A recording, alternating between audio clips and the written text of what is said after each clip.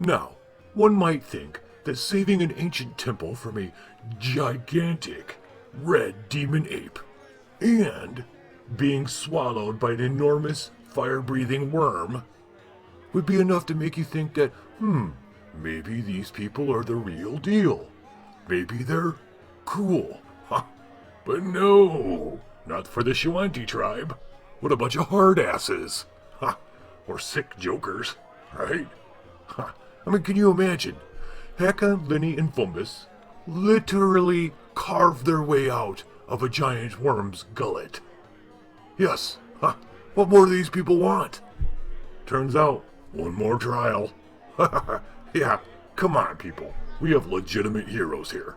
How much more do they need, really? Well, it does turn out that before the next trial, the heroes do get to have a little bit of fun.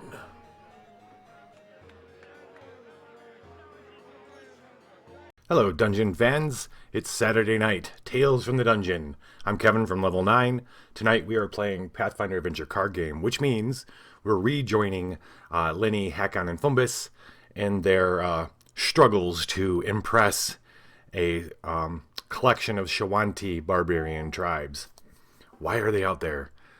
They're out there because they need to know more about the crown of thorns or horns or teeth or fangs or whatever the queen of Korsova is wearing that seems to be possibly driving her mad based on all the shit she's been up to.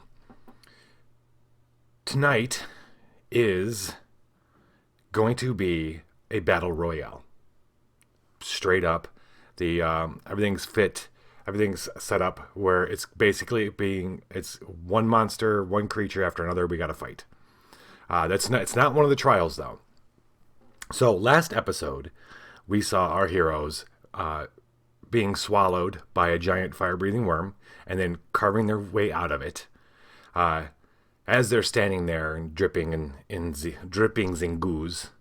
Hammerman, welcome to the Liching Hour. Thank you for joining. Thank you. I got that cookie. I'll put that over here and save that for later. Drippings with goo, a little burnt up, scurrying away on the outskirts of the Cinderlands, far enough away not to be in danger of being swallowed yet again by one of these worms. Even carving themselves out was just a nuisance to the worm. It went back down underground and left them alone, but they got the heck out of there. In the shadow of the neighboring mountains and foothills, the Shawanti elders, thousand moons? Forgive me, I forget his name. I think it might be Thousand Moons. Anyway, the elders of a few of the Shawanti tribes, there's 3 of them, came down. They had been observing, as was the purpose of this test. They were being tested in order to get the innermost knowledge from these barbarian tribes. Hey, last war poodle. Viva la Dungeon! I am doing good, Hammerman. Thank you very much for asking. Tonight, we're going to be rolling a lot of dice. Hopefully my dice mojo is up to par. Because these poor bastards are going to need it. So these elders approach. They obviously they're very impressed. You've done more than... It was one of their greatest heroes who had actually been swallowed by this not the exact same worm, maybe, and had performed this trial. So they had tasked them, and the 1,000 Moons thought they were going to... He wasn't very hopeful, and he didn't want to say goodbye because they had helped him they had helped him gather the pieces of his poor son when his son was killed in Korsova. And this is going to bug me until I find this, guys. It's either 1,000 Eyes or 1,000 Moons. 1,000 Bones. 1,000 Bones. Don't let him fool you. He's not really blind. Thank you. Absolutely. Thank you for that proactive reroll, and I will definitely partake. the my chat window, and for those of you watching on YouTube, the chat window doesn't show when people use their silver. You can comment as you watch. You accrue silver to spend in the dungeon, and Last War Poodle just spent that for a reroll. So, Thousand Bones, very relieved that his friends, and impressed, equal parts relieved and impressed, and very much makes it known that he's very, very impressed. But even while he's talking, Hakon stops and goes, "My friend, there's a but coming." And Thousand Bones has to hesitate and lowers his head. And the other elder, who is an elder from the one of the other tribes of Sharanta, looks away. In order to fully gain all three of ours with no questions asked, because these three tribes don't get along at all with each other. And Thousand Bones, particular tribe, they pie gods.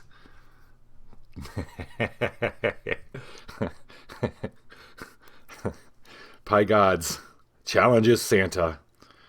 We have to see how that plays itself out. But tonight is Pathfinder Adventure Card Game. There is no Santa in sight. In order for all of what I was saying is Thousand Bones tribe is kind of on the outs with the other tribes because they deal with people from Korsova, and nobody likes the Korsovans, the city folk at all.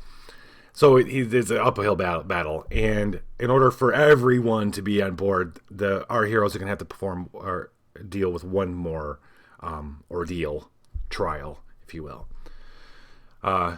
So they've killed a giant demon ape. They've climbed into and out of a fire-breathing worm, and now they've got to do something else. Hakon waves him to stop. So we need to rest. We'll catch up in the morning. Thousand Bones, yes. So there's the local stream nearby. There's a pool. There's a little oasis just outside the Cinderlands, and our heroes to partake, have a nice relaxing night, getting ready. Lenny feels more alive than she's ever felt. Fumbus feels more dead than he's ever felt.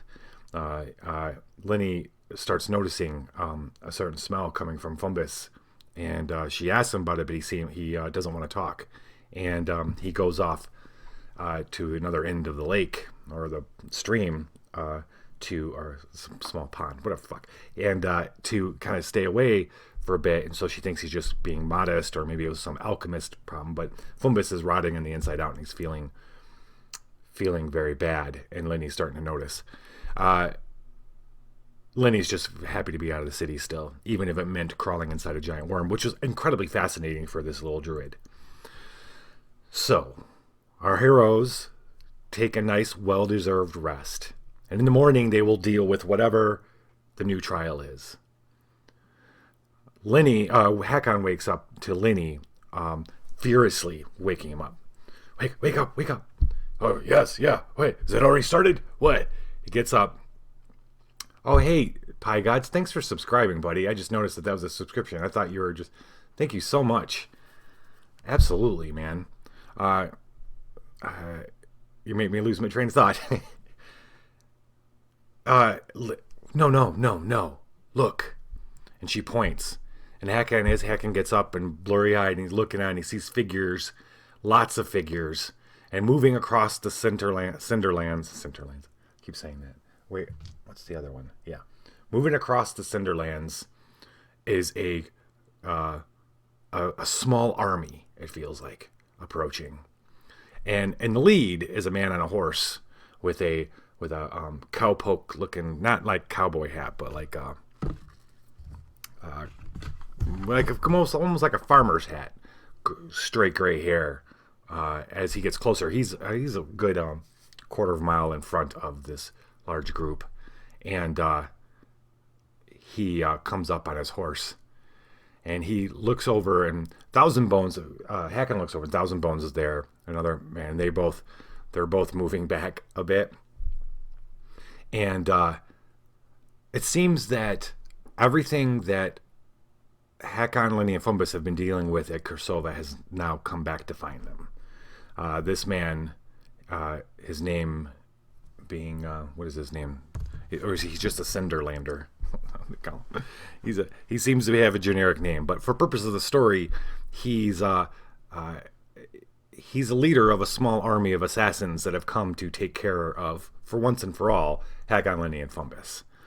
Tonight is one big free-for-all, one big grand melee. There's not going to be much. Well, the storytelling will be all tactical. I'll do my best, but this guy's come up basically to say, well, look at it. Isn't it great how the filthy Shawanti and the filthy the Kursovans have a word for people that aren't actual Kursovans. And Hakon, Lenny, and Fumbus are definitely not Kursovans, but they rose up pretty quickly in the city guard and all that stuff, and there were a lot of people didn't necessarily like that. I don't say the word because it's really derogatory and terrible, but what a great cop out. But he mutters that now, and Hakon, friend, are you looking for something? Is there something we can help you do? And he just smiles as the rest of the small army comes up, and Hakon knows by the look of this guy's eyes he's seen men like this before, and he literally just wants to watch the world burn. And in this case, the world being our heroes, Hakon, Lenny, and Fumbus. So Hakon readies himself for battle, as does Lenny and Fumbus. And the older men, let the older men leave, he says. And the guy nods. But at first looking at the Shawantis, and he says something in the Shawanti language, at least one of the dialects. And Hakon doesn't understand what he says, but he says something. But Hakon gets the kind of guess that he's saying something along the lines of, "Don't worry, we'll see you in momentarily." The old men leave as fast as they can, back into the hills. So tonight's, like I said, tonight is a grand melee. There are 17 people in this deck. This is actually not the location deck for campsite. The location decks are over here. They're very small. All the bad things, all the monsters, creatures, whatever have you, are in this deck, along with some added extra stuff. Some old friends from a few adventures back, and then a couple new ones.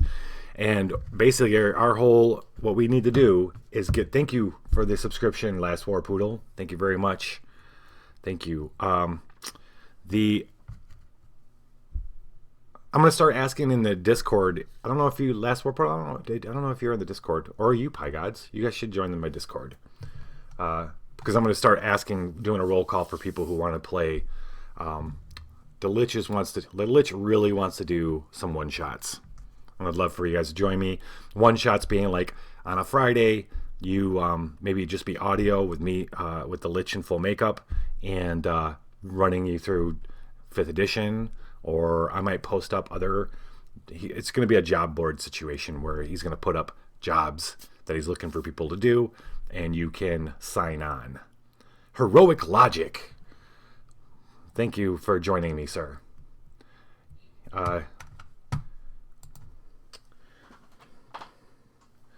Can someone... I think that still works. You have to let me know if that link still works. Okay. Let's get going. We are at our campsite. At this location, at the end of your turn, you may heal a card. So that's pretty dope. Oh, just to give you an idea of the mechanics. There's a format like this, a scenario type, mechanical scenario in Apocrypha as well. It's kind of like they're both kind of a siege mentality. We have this deck. In order for us to win, we have to deplete this deck completely. Kill all the monsters. Can't leave anybody alive. Meanwhile, if at any point we suffer damage that is not reduced to 0, then we have to discard cards off the decks, or the location decks over here, which are very small because most of the decks are in here. The monster parts are in here. So if any one of these over here, I mean, they all got, well, they all have 3 cards. If any one of these loses all its cards, we have technically, not fictionally, lost. You'll see what I mean if that actually occurs. I haven't decided yet if I'm going to use this little dice box I have or not for tonight. There's going to be a lot of dice thrown, and I grabbed a bunch more dice, so I have I have a variety. I can create sets. That said, let the party begin. The gentleman on the horse rears up and then rides back to join his small army as they come. Hakon, Eleni, and Fumbus decide, well, you know what? No, Holy shit! Holy precious Paul. Thank you for joining, bud. Thanks for joining, Heroic. Thank you for those 100 bits. Bits and bits and bits and bits. Alright, you know what we're going to do? What Hakon, Linny, and Fumbus decide to do is, instead of waiting at the campsite, they're going to rush forward to take these guys on in the Cinderlands, with the idea of falling back to the campsite, and then what other location we can fall back to. We're still, even though we're technically at the locations, but we're not dealing with those specific location decks. We're dealing with this small army. Yeah, I didn't get back to you, Paul. I saw your message. I ran every time, dude. Every time there's something, I'm like, oh shit, I didn't do this, or I didn't do that, or this isn't working. And show business, man. Show business. All right. Hakon's hand. Hakon's going to lead the charge. He, full on Aragon, standing at the Black Gate. Jon Snow standing in front of the bastard's army as it comes at him. He just plants down and then just rushes right at these guys. He's got his, which is awesome because he's got his giant purple Dragonbane sword, Dragonbane greatsword. We got his. This is the Harrow blessing. Ruin. This was a new ally. I don't play with these allies as if they're there though. This is more like this is stuff he's learned from his friends. This is a human bard, a dandelion, if you will. Blackjack's gear, because he's the Blackjack hero, his war drum, and he does have magic eye, which means he can examine. Okay, you know what? That's what we're going to do, too. Let's draw the first blessing for the night, the hidden truth. The first time you examine cards this turn, heal 1d4 -1 cards. Well, that's a damn shame. I'll tell you why. Because I'm going to examine this turn, but I don't got cards to heal. But that's okay. Hakon goes running. So he looks at Linny and looks at Fumbus, and they all feel the same way. We don't wait for the fight to come to us. We bring the fight to you. And that's what they all say without even looking at it. They've been with each other long enough and dealt with enough shit that they just know this.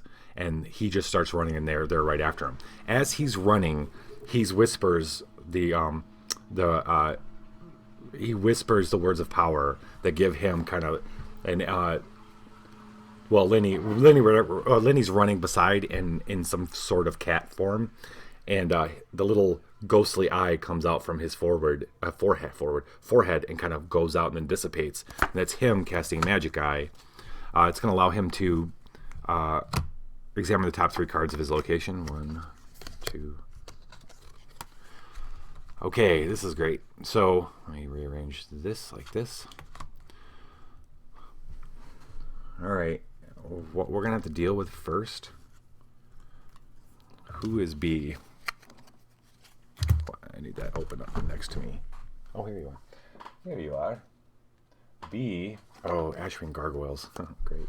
This is the new. This is new. I don't think we've dealt with these guys before. Flying, as he's looking, basically what the magic eye allows him at this point is to kind of identify the front line and the things that are in kind of front, and flying, like he couldn't have noticed these anyway, coming up from behind these whatever's on foot are these gargoyles. And they look to be the he thinks he's going to need to kill them first, especially because they're flying. So it's going to be one of those, and then it's going to be a freaking mammoth. They brought a mammoth. Sweet. This is great. In this particular adventure set, if not the whole set, I mean, we're in Adventure 4, which is a collection of scenarios. In this particular adventure, if we succeed, make any rolls that are 20 plus over what was needed, we get what's called respect points. And I'm like, what? When am I rolling 43? It's funny. It's funny because it's sad. Okay, so we got 2 of these coming and a mammoth. The mammoth is, before acting, each local character suffers 1 damage. So this guy's going to come in. He's going to come in hard. Great. And then that whole combat damage discard, when you suffer damage that is not reduced to 0, this guy's going to cost us a card in each of our locations just because, well, he isn't it's combat damage, so we might be able to. Okay, this might be a short night. Ooh, carne asada. All right. So he knows who he's going for first. Gonna batch that. He's got to discard it. And let's party. Does he have any? We don't have any armor in our hands. Do I have any? Ignore the. It doesn't matter. This is this guy first. Here we go. Hakon racing. He kind of looks up, locks eyes with one of these one of these gargoyles, and screams out a battle cry. Waves the purple sword a couple times, and this thing takes the bait and comes right in at him. It's resistant to melee, vulnerable to magic. This is going to be okie dokie. Okay, before acting, if you have the human trait, suffer the scourge wounded. Well, shit. Okay, the bullshit starts right away. These guys are going to mess us up. All right, where are my scourges? All right, so it comes flying in, and he misjudges the size of this thing.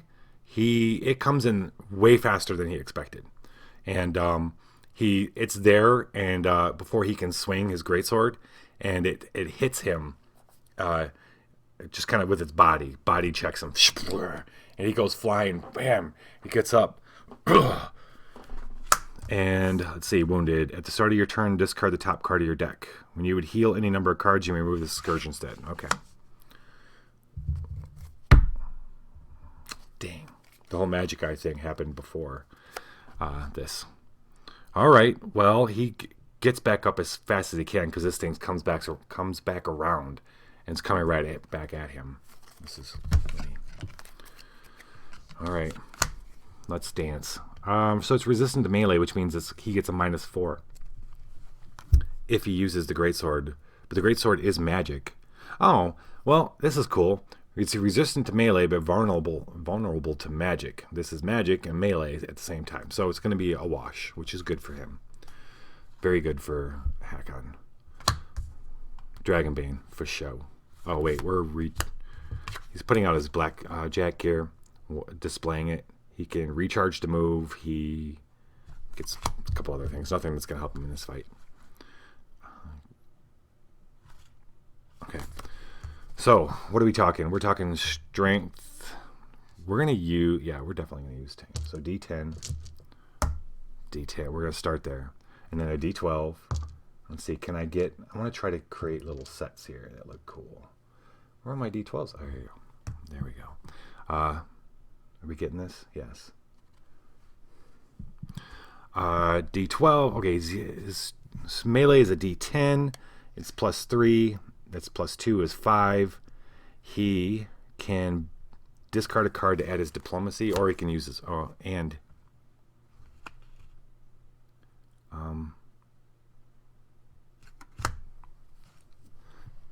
I'm wondering, I couldn't get 40. What are you thinking? I need to roll D20s to even attempt at.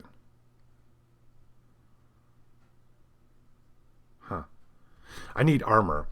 And he's got armor in here. So I want to burn through some cards so I can get my armor as fast as possible. That cow, that mammoth is going to really screw things up. Because it's going to do damage to all three of us. And if we don't block it, that's 3 cards off the top of these decks right off the bat. Just from this thing coming into play. It makes me sad. It makes my heart hurt.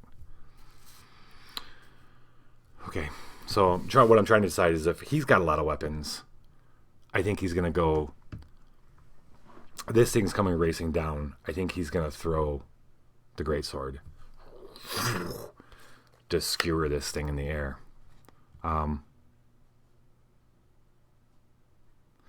So what that means is he gets against a dragon bait and a one. That's not dragon. If proficient, may additionally discard, add your strength die. That's another D10. So we're adding another D10. Then he's gonna boost himself with his war drum, which is adds a D4. Each local character may discard an ally to add another D4. Tell me she's got. She does not.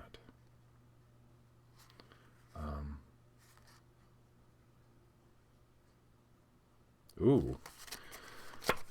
Well, she does have allies, definitely.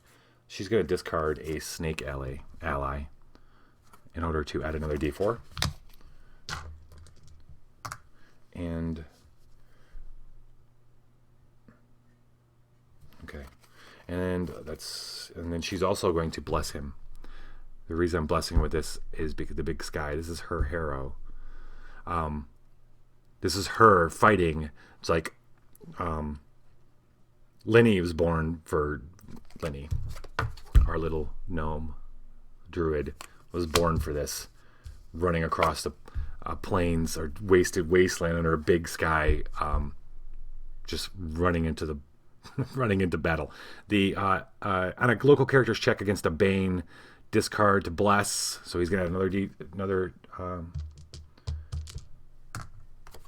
1d10. So I could get 40 here. I could get 43. It's possible. And they may remove one of their scourges. So that's the main reason I'm doing this, so I can get rid of wounded.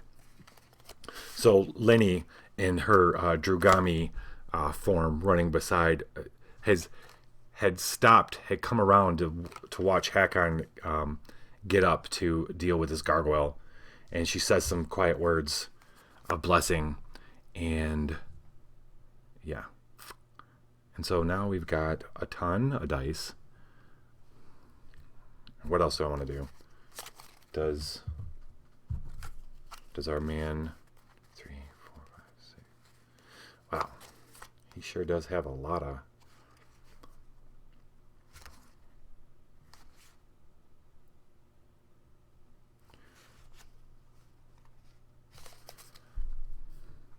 So here's how this works. When you suffer damage that is not reduced to 0, banish the top card of your location and each unoccupied location. When a location has no cards, it closes automatically. If a location is closed, you lose. So what I have to start thinking about is, these guys are all at one location. Do I move them? Sorry, this is going to be a little bit more of a tactical night for as long as it lasts. Do I move them to at least one of them, to mitigate the amount of this shit that's about to hit with... Oh, fuck. Because here's what's going to happen. That mammoth, which seems like a cheater card. I'm not even worried about this guy. This guy's like, bullshit. This right here... Before acting, each local character suffers 1 combat damage. That means if Hakon takes damage, and he can't reduce it, he has no armor in his hand, then this location loses 1 card. Remember, these locations have 3 cards in them each. This one's going to lose it. The other 2 are going to lose 1. Shit, that mammoth's going to end the game. Period. Because if all 3 of these guys are at this location, it's going to drain all 3 locations. That seems a little like bullshit, don't you think? Should I ignore that? Well, I can try to mitigate it. What I can do is Hakon can move at the end of his turn. For sure. And then that means there'll be one less person that's taking that damage. We could... Okay, you know what we can do? Since we know this mammoth's coming, she doesn't have to deal with... We don't have to fight it next. Lenny could move as well. I just hate fictionally thinking that these guys are going to split up between locations.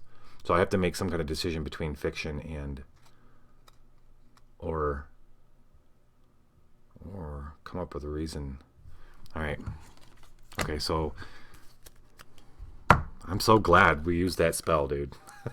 That magic eye to see what this little puzzle is going to be. Alright, for now, I need 23. He's got 30, 42, 50. So a little better than 50-50 chance. He's got plus 3, 4, 5. He's got plus 5. And I don't think we're going to have Fumbus. I don't think we're going to add any more cards to it. I don't want to blow too many cards. Does Fumbus have armor? He does he not? He has one. He has one piece of armor in there somewhere. Man, I'd be sure it would be nice to find it, though. Hold. That's why. Ha ha. Oh shit. Okay, hold on. Hold the phone. Okay. So, at the beginning of every adventure, if you've been watching, at the beginning of every adventure within this campaign, this is Adventure 4, Lenny had been telling basically the fortunes of the group. And mechanically speaking, this means each one gets a different Harrow blessing that came specifically with Curse of the Crimson King. Harrows being these, this is a Harrow. And they have suits, like books and whatever. Well, the suit for this particular one, which is each one of them starts with in their hand, is shields, right? No, it's hammers. Sorry, hammers. Fuck. Okay, so this is why I got excited, is because when you play your Harrow, you may draw a weapon or an armor. And then the last of it's from your fucking discords. Damn. Discords. Yeah, from your Discord. What up, turkey? Just some bullshit. I don't think it's gonna last that long tonight, unfortunately.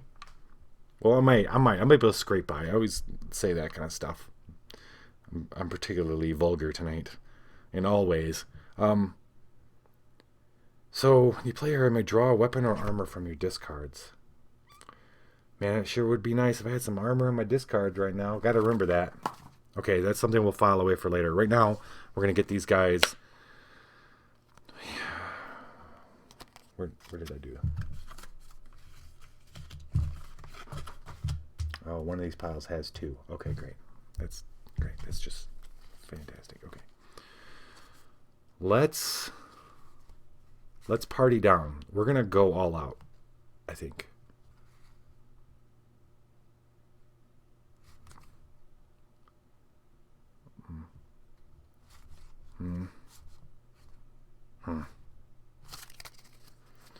No. We're going to roll this. All right, ladies and gentlemen, we need 23. And I get a reroll because last War Poodle already kind of set me up with one. Make sure you know you can spend your silver, ladies and gentlemen. Lower right little corner there. I'm seeing a lot of 1s. Don't like that. I do see, I think we got, that's 23 right there. I'm not going to get no 20 over. But he did. So Hakon's, just as this gargoyle moved way faster than he expected, body checks him, flings him back.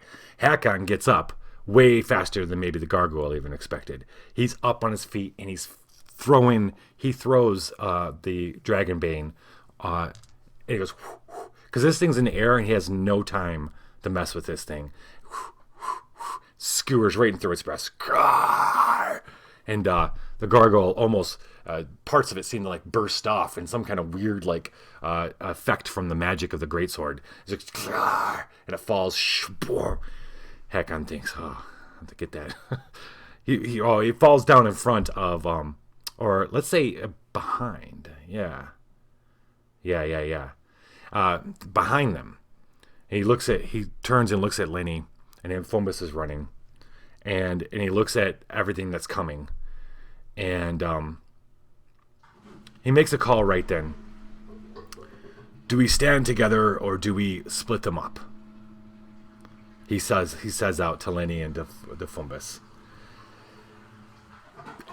I'm being forced to do this because of what's coming. So we're going to ride with this being a good idea. So he... my heart is sad because, well, it doesn't have to be sad anymore because we have music from now on.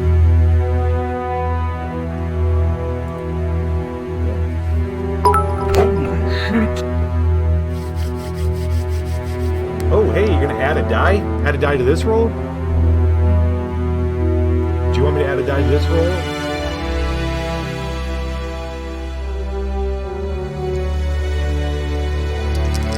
I'm not used to having music, so I remember.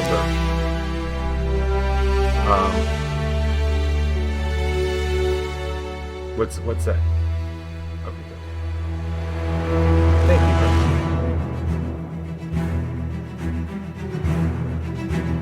How about that?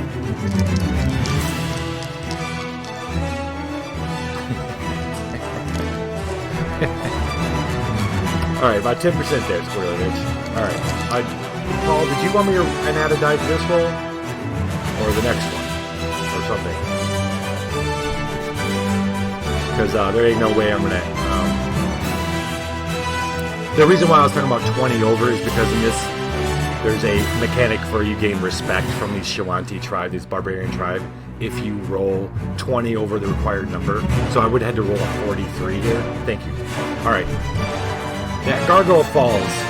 Hakon looks around, gauges the situation, goes, should we split? And knowing full well, he would never say this if he thought any of us were too weak to handle it. But all of us, are very strong in our own rights. And if surrounded, then we're surrounded. And no chance for anybody to come help. So Hakon yells out an order and points to Lenny, points for Lenny, and then yells an order to Fombus, and then he heads back.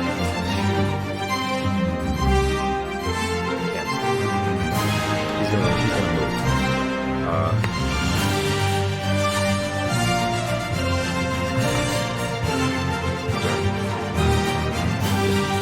He's gonna recharge. Well, I think I just do this. I didn't want to move recharge this. We can do that any time. Alright, anyway. He's gonna move.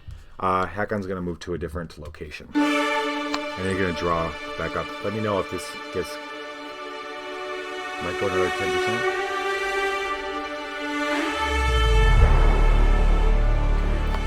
1, 2, 3. Well, come on, draw some armor. Draw some armor, bud.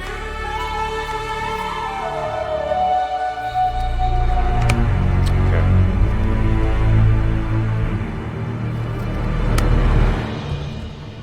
And we're out. This was recharged.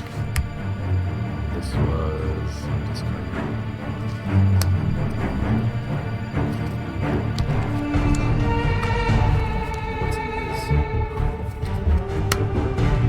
Okay, so Hakon's no longer at this local location. One gargoyle done. We have 1 out of 17 cards here dead. This is a, for those of you who aren't Turkey, this is a grand melee. We have to fight everything that's in this deck. Well, have to is a strong word. We're going to skip this next one. Lamash 2's Madness is the hour for the next turn. On your check against a monster, add 1. Damage suffered by monsters is increased by 1. That figures. She's not even fighting. Lenny in that cat form, runs farther at them, looking at, judging. There's another one of the gargoyles. There seems to be those armor-clad assassin people that attack them in Old Korsova. So she sees a bunch of those too. She runs up and then she veers off, and just she looks back and sees a lot of them breaking off to go after her. And this might have been a good call. They're here to destroy all three of them. If they all three stay in the same place, it's gonna make it a lot easier for 17, 18 people to surround them and kill them. So because they're highly mobile, our characters, Lenny taking off, leading someone away seems like a real smart idea. She's not going to fight this turn. She's going to instead do that. She's going to move to. She's going to go to higher ground. She's going to go to the cliff. There's 3 locations: the cliff, the campsite, and the cinder lands. She's going to head to the cliff. She's going to take a bunch of these guys with her.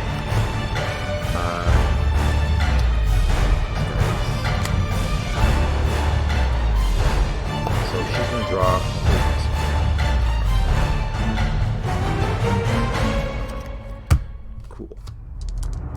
So we're going to move on. Oh, I didn't show you what she has. She's got a healing spell, so that's good. Although she won't be heal a local character. Carvosin.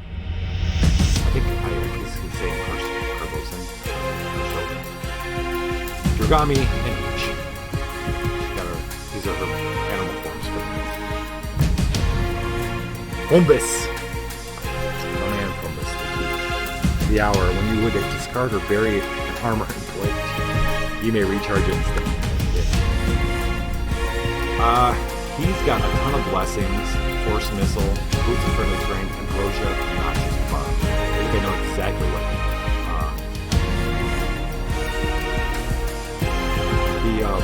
The music still pretty loud. Oh.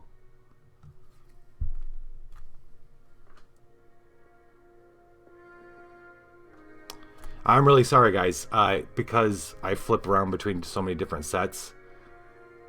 Never mind. It should be a lot better now. Yeah. Really sorry, everybody. Like I said, nothing goes perfectly. Right up until the very beginning of the show. Okay, so Hakon's running backwards. Lenny is veering off and taking some with her. Fumbus is he's got a plan. He's gonna throw a big old bomb right in the middle of these guys, and then he's gonna take off. We drew him. That's his thought. This little goblin, as all these people are rushing at him, but suddenly the crowd parts, and a behemoth comes racing, something he'd never even seen before. This is something very new to him. Pounding, ground's pounding, and he falls just from the sheer earth shattering, the earth quaking that this thing comes roaring, and it rears up above him and comes crashing down. He rolls, and the feet just barely miss him, and then it starts swinging with its tusks to try to skewer him, and he takes 1 combat damage because he's the only one here, and because of that, he can't. There's no way for him to not take that. He's going to, to make it 0, he's got to discard a card. Not one of those. Okay, discard this. And then, unfortunately, we have to, not unfortunately, because I moved, there's kind of a good thing, because I moved, the only location that's going to lose a card is the one he's in. So we have lost 1 card. It's not all doom and gloom. And I bet this makes a lot more sense now that you can hear me say all this stuff. Okay.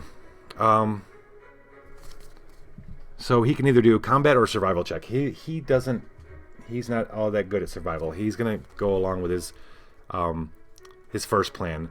but the noxious bomb he's going to throw isn't going to be thrown in the... He pictured himself throwing this bomb into the middle of these people and getting a bunch of them, not this gigantic hairy beast that he now hopes that he'll set fire and burn away its fur or something, kill it. He's going to have to plan it right and throw it right into its mouth. 18. That's not so bad. That's not so bad for him. Dexterity, craft are ranged. It's definitely going to be as ranged because that's D10. D10 plus 3. Plus 2D6.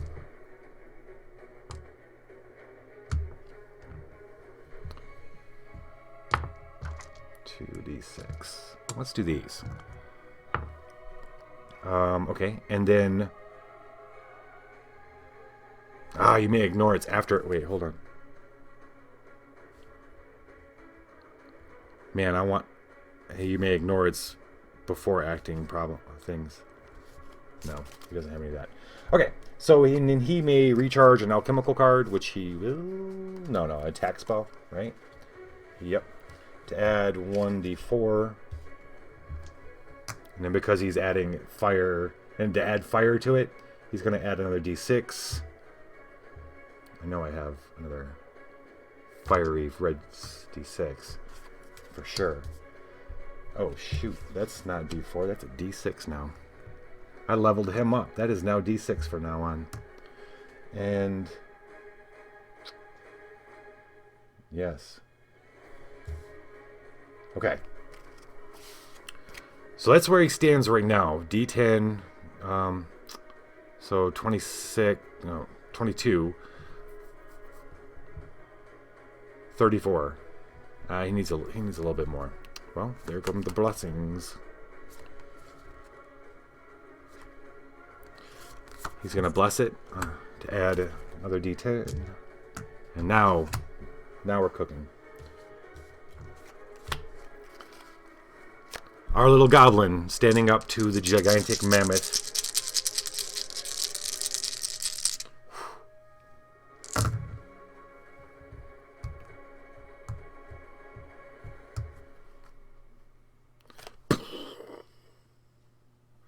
The vial explodes in this thing's mouth. We might have, like that's 15, 20, 28, 33, 34. Oh, we're so close. I'm gonna take your I'm gonna take your extra die roll here. We're gonna roll a d8, and if we can get 4 or more, we will have 20. Oh yeah, you're right. I need blessed. Oh no, that's not on that one. Whenever you discard a buried animal. Oh no. Well, you did add a roll.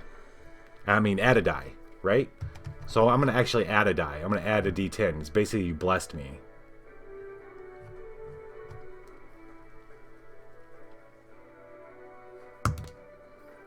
Booyah. We're looking at, what, 42 there? 20,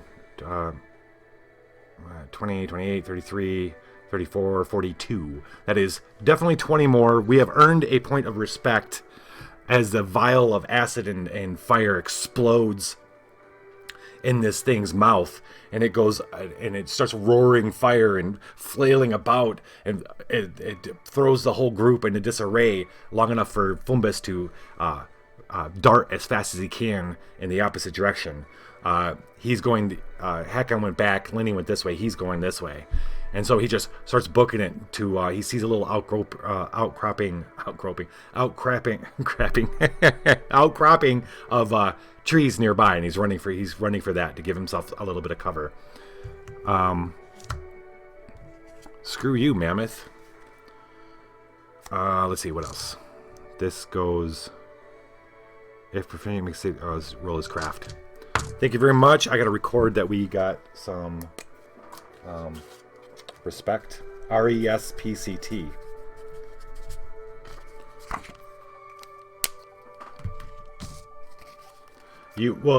Okay, so we got another added die on deck. This is great. This is the only way I'm gonna make it because of you guys. Alright, so that was a discard, and he is rolling his craft. Yeah, D8.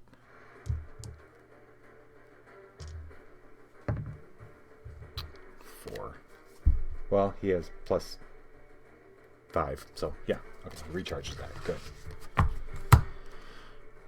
That is his turn. He's going to draw... No, don't get cocky. 1, 2, 3, 4, 5, 6. Okay, he drew his armored coat. Not that we really need it right now, but any more bullshit about... Well, this is good. No, we do need it right now. What am I talking about? We have to be able to... We need ways to reduce damage to 0. Okay. Hakon. Hakon, fully in faith that his friends are going to be okay, runs back to the campsite to hold his ground, hopefully drawing Minnie, and sure enough, he did. One of the other gargoyles, well, actually, let's draw his hour. The difficulty of your non-combat check against a Bane is increased by 3. Well, it's not going to be any of those. He did draw the mate of the one he killed. Comes roaring at him, following him with a little contingent of people behind her.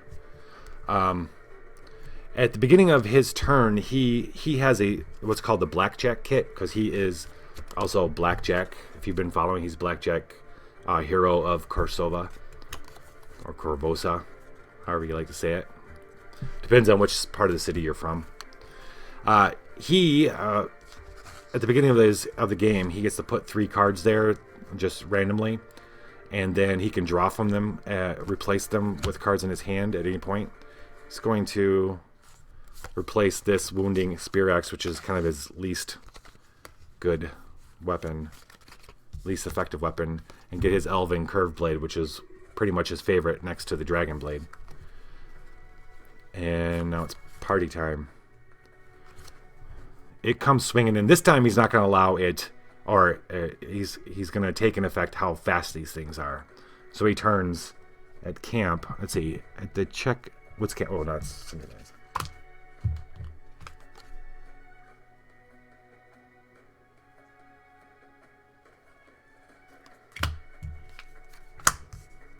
At the end of your turn, you may heal a card. Excellent. Excellent. Oh, wait. Hold up. I keep forgetting that at the start of your turn, also, his just main power is, at the start of your turn, you may exchange a card with a card at the same type from your discards. Yeah, screw that. He's not going to get the Elven Curve Blade. Instead of drawing his Wounded Spear Axe, on his way back to camp, he grabbed the Dragonbane Greatsword.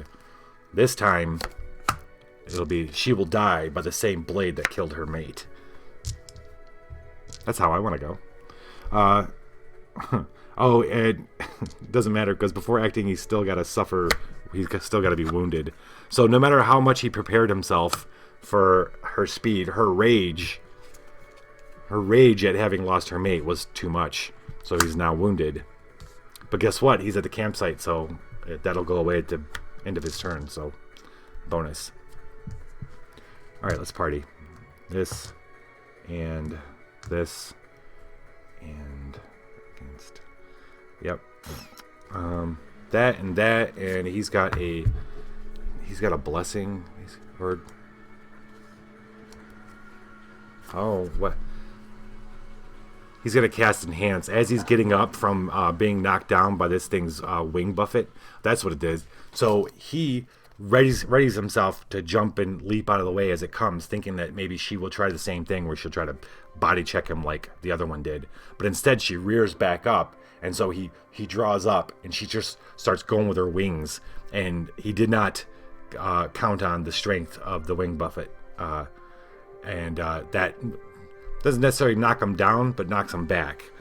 How he gets wounded on that, I don't know, but we're gonna say he's wounded for now.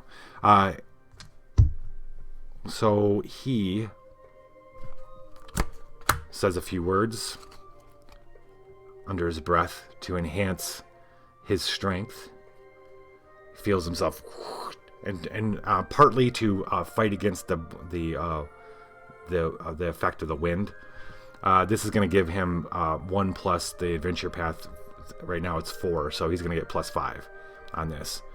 That's including to... That's 10. He's got plus 10. Right? Yeah. So that's cool. Plus 10. And then we might as well... On any check, discard to bless. After the roll, for each type of boon you played on the check, add 1.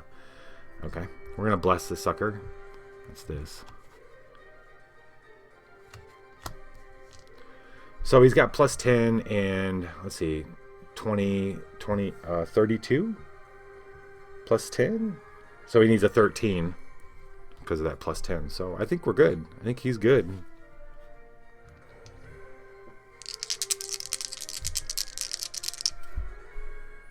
I could discard a card to add your diplomacy. Might as well go for some respect, right? Since we can. So he, as one of his powers, he can discard a card from his hand to add his diplomacy, which is ridiculously good. It's a D8 plus 4, so he's got plus 14, or yeah, plus 14, and another D8. So I feel pretty good. Do you feel pretty good? Let's do this. I'm looking at the music. Time is. Alright, we got plus 14 plus that mess. 13, 15, 16, 17, and 14 is, what, 30 something? 31? Well, it's not 43, but it does kill him. Her. So she hits him with her wind, trying to knock him down. Knocks him to his knees. To one knee. He falls to one knee. Process. Splits open his knee. And he gets back up, fighting the wind. And with Dragonbane on his side, she comes down and he runs at the same time. So the wind stops as he could tell that's what she's gonna do, and he runs and he leaps and meets her in the air, as far up as he can jump. He meets her and slams, and she didn't expect that, and it comes right through her, also just like her mate, right through her breast, and then they both fall. That's gonna go on the discard. That's also going to go in the discard.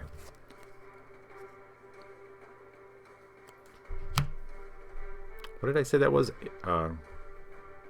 It wasn't 43. No matter what, it wasn't 43. Take it easy, Precious Paul. Thank you for stopping by, buddy. Thank you very much. Sorry about the music stuff. Okay. One more gargoyle down. Hakon and the gargoyle fall, and they hit the ground, and he rolls off and waits, drawing another sword, and because Dragonbane was buried in her breast, and but she doesn't move, and he hears behind him the rumble of others coming to attack him. He takes a moment to gather his things to camp. Luckily, he ends his turn there. He gets to heal a card, which gets rid of his wounded Scourge. Gets up and finds out his knee's actually not as bad as he thought it was. That was not discarded. He's now drawing up to his 5. And he draws a helm, which is awesome. Perfect. Maybe this won't be as bad. Okay. Maybe. So we are now joining Lenny at the cliff. She's taking the high ground. She's racing up. A lot of people on. She's going around, heading up a foothill up to just getting as high as she can. The uprising. When your non-combat check against a Bane is blessed. Well, this isn't going to be non-combat. I'll tell you that. I'll tell you that. Bit of business. Cliff, on your check, if any die shows a 1 or a 2, count it as a 0. That's not cool. Hey, Paul, I'm going to use that add a die at some point, just to let you know. Okay. Is she ready? Does she want to do anything before this happens? Healing. No, I think we're ready. We are ready.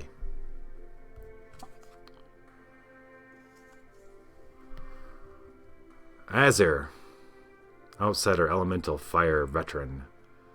He's only level 1, but because of this, it makes it... I really wish it was going to be 11. But that means it's 4 and 4 is 8, so he's a 19. After acting, suffer 1d4 minus 1 damage. That's not good. I need to ignore his after acting. But I got nothing to do that.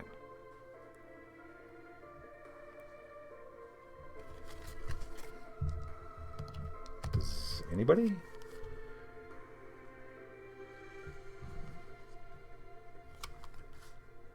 When you discard cards as combat damage, you may reload one of those.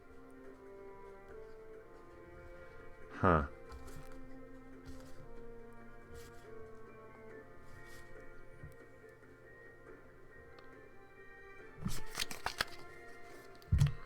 I'm trying to see if there's... Hakon could take this somehow. If wanted to. If he had... 1d4 minus 1 if we got lucky. Well...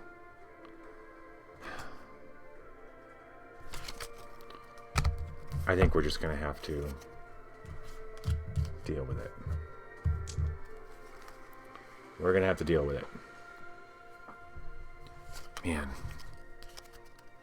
Okay, so if you play this at home, if you play this, you know, this particular set, pay attention to cards that allow you to ignore a creature's before or after acting powers. Those apparently are very, very powerful, and yeah, valuable, very valuable. Okay, so she's gonna take this guy. So she finds herself scurries because she's just been running up, knowingly leading them, wanting to lead them somewhere where she'd have a little bit more of an advantage. She's led them right to the edge of a cliff, which all of a sudden doesn't sound as smart to her. As she turns around, and leader of the pack is this big warrior who just, he seems to be rippling. The air around him seems to ripple like a very, very hot fire. He's not on fire, but the air around him ripples like he is very, very hot. Yeah. His eyes blazing red, his beard blazing red. He screams out as she comes, and she screams at him. And,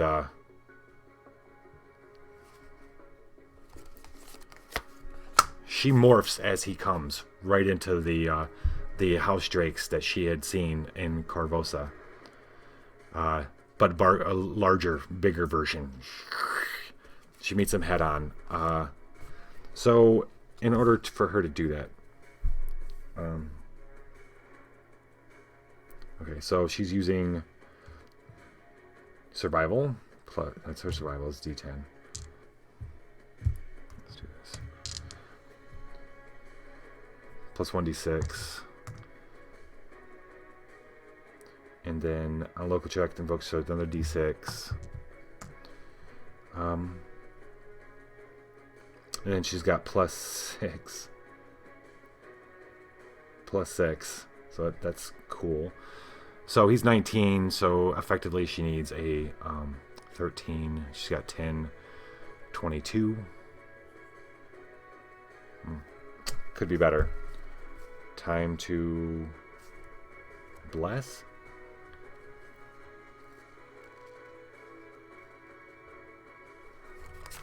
Oh, you know, no, I'm gonna save Paul's. I'm gonna save Paul's add a die for when we really, really need it. I need to check discard to bless if this would add 1d4, bless twice instead. Oh, well, that's okay. I'm gonna discard this to add a d10. We're gonna rock it just like that. All right, plus 6.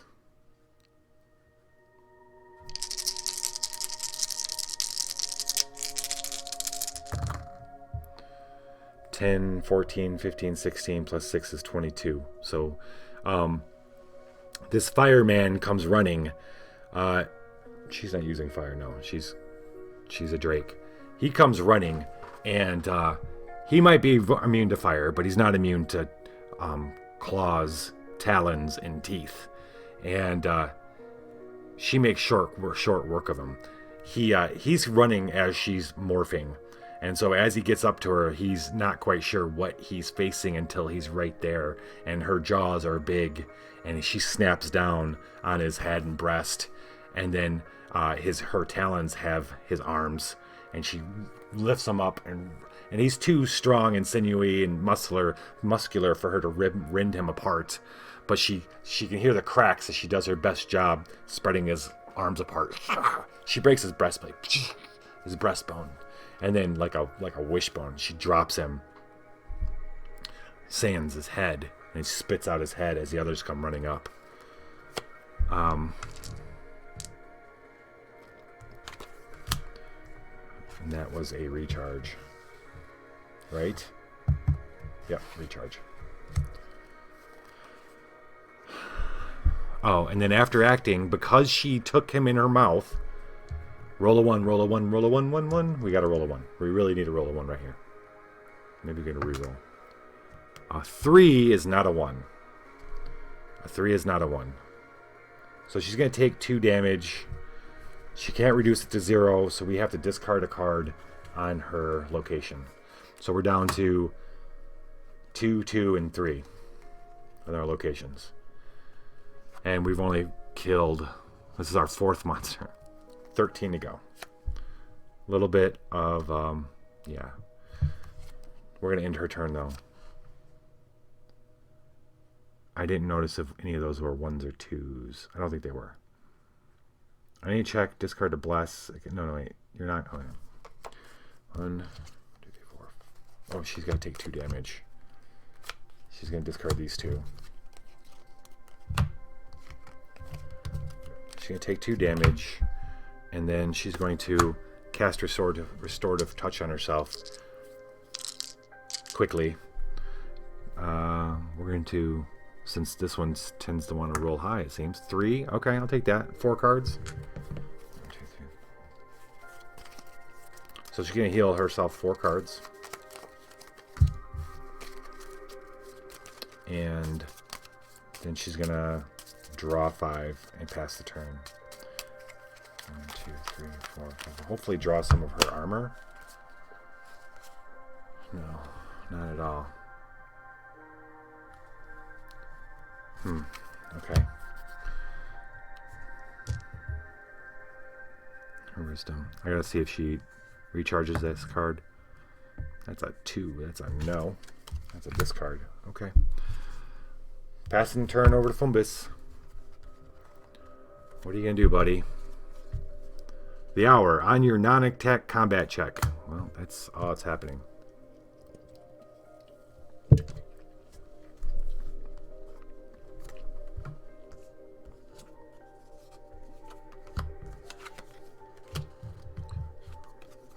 Fumbus is at the Cinderlands.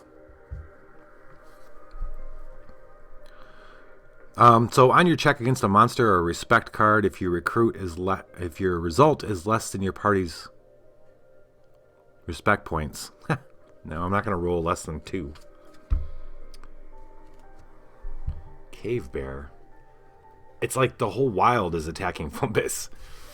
As Fumbus runs to the trees, he hears a roar behind him that is familiar in just that it's not a fucking mammoth. But it's something actually scarier.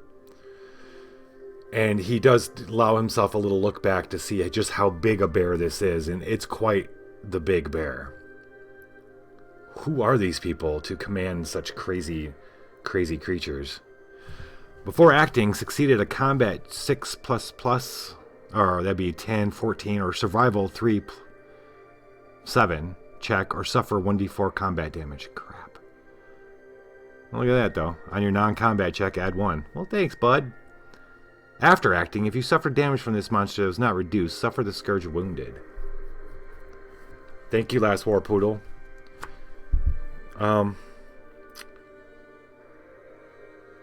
Combat of 14 or survival of 7. Well, I think I have some fancy... No, he does not.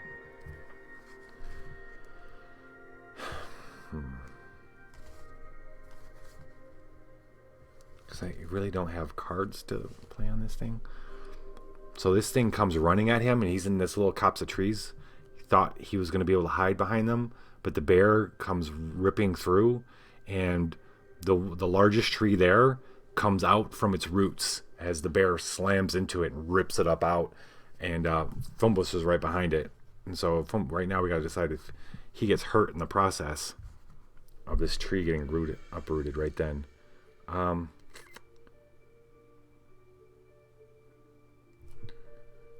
So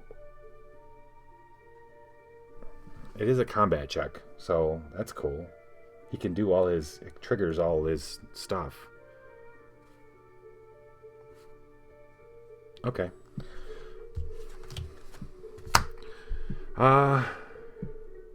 His combat check's going to use ranged, right? D10. This is for the first combat check. It's 14. He's going to discard a card, or he's going to recharge a potion. To recharge a potion to add fire to this, because fire tends to scare bears. I'm a bear expert. That's D6.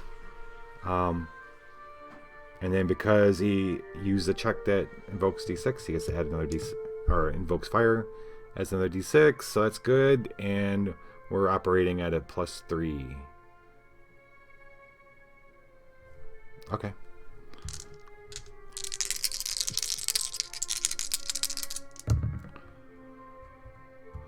I'm definitely going to use that reroll.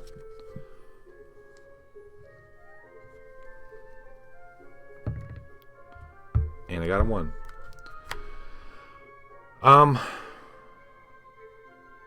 Shit. Okay. That's 4, 6, 7, 10. He got a 10. It's okay. He's going to... I guess I should have blessed that. I don't know what I was thinking. Why would I not bless that? So I have 3 blesses in my hand. That's alright. I'm going to use his armor coat. When you suffer any damage, you may bury it to reduce it to 0. There goes my 1 out for Fumbus on burying and reducing damage. So he gets hit. He goes. The bear hits the tree at the base. This is not something that's uncommon for this type of bear. This is a common action for him. He hits the tree at the base and pulls it up, and with such force that Fumbus is caught in the roots and goes flying along with the tree. He lands. Luckily, his armored coat took most of the brunt of the damage, and he's up and ready for this thing as it circles the tree, looking to snack. All right, so now the combat is 19.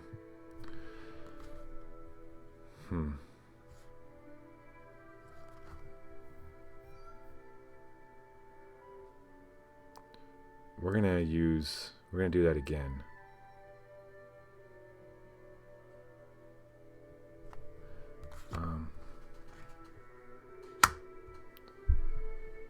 Okay, he's going to use his acidic bolus, and he's going to use fire. He's going to add fire to it as well. This is what I should have did before, but that's okay. His dexterity ranged. I think technically I should have. No, actually, absolutely I should have. Hold on, I played that all wrong. So that first... Okay, I'm not going to... All right, we're not going to... Hold on. Rewind. Because this is a reveal. That's the only way I would have been able to do my ranged. Oh, wow. Okay. So we're going to rewind. Before it succeeded combat check, I would have revealed this to do my dexterity plus 1d4 plus 1d6. And then I would have done the whole discarding or recharging to add d6, another d6. That's what would have happened. To add 1 non-attack combat check, we're going to add 1. That's going to be good. That is a lot more dice. And I do have the blessings.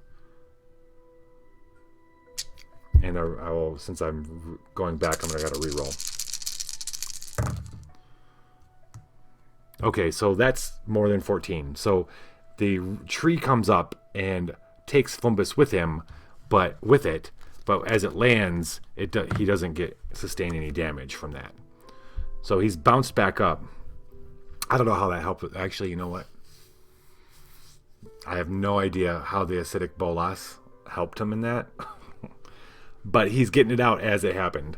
And now he's up and racing along the tree. He's up and on top of the tree, racing away from the bear, loading up his acidic bolus again, this time with a little something extra in it, a little fire. So we still have an armored coat, so we're gonna hold on to that bad boy. So we're gonna do the 19. So this is the same roll again, because we're gonna discard a card. No. I mean, why would we do that and not just... Yeah, we'll do that. Discard that. To add 2d6 to it. That's a d4, another d6.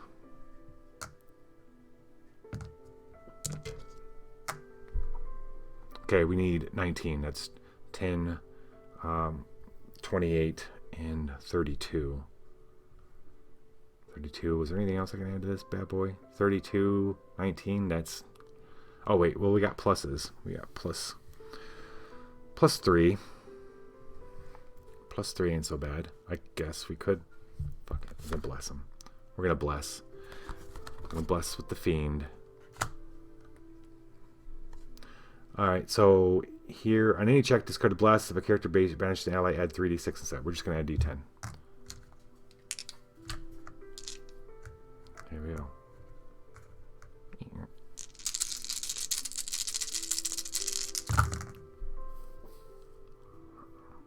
I rolled the bones, and the bones say that 18, 20, 24.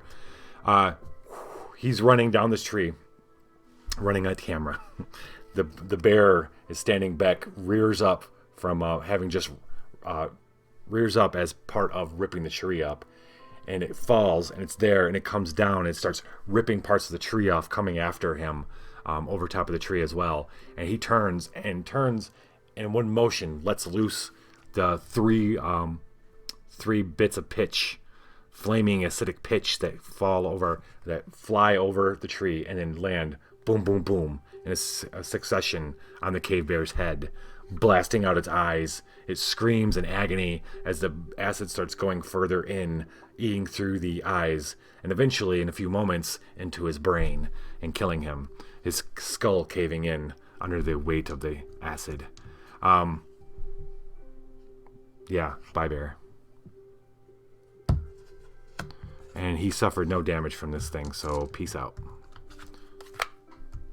That was a discard.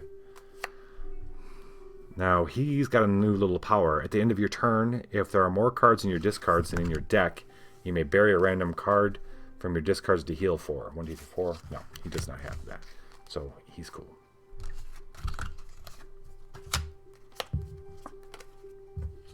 Draw back up to 6. We still have armor, so that's awesome. We're moving to Hakon at the campsite as he's surrounded by more of these things and people.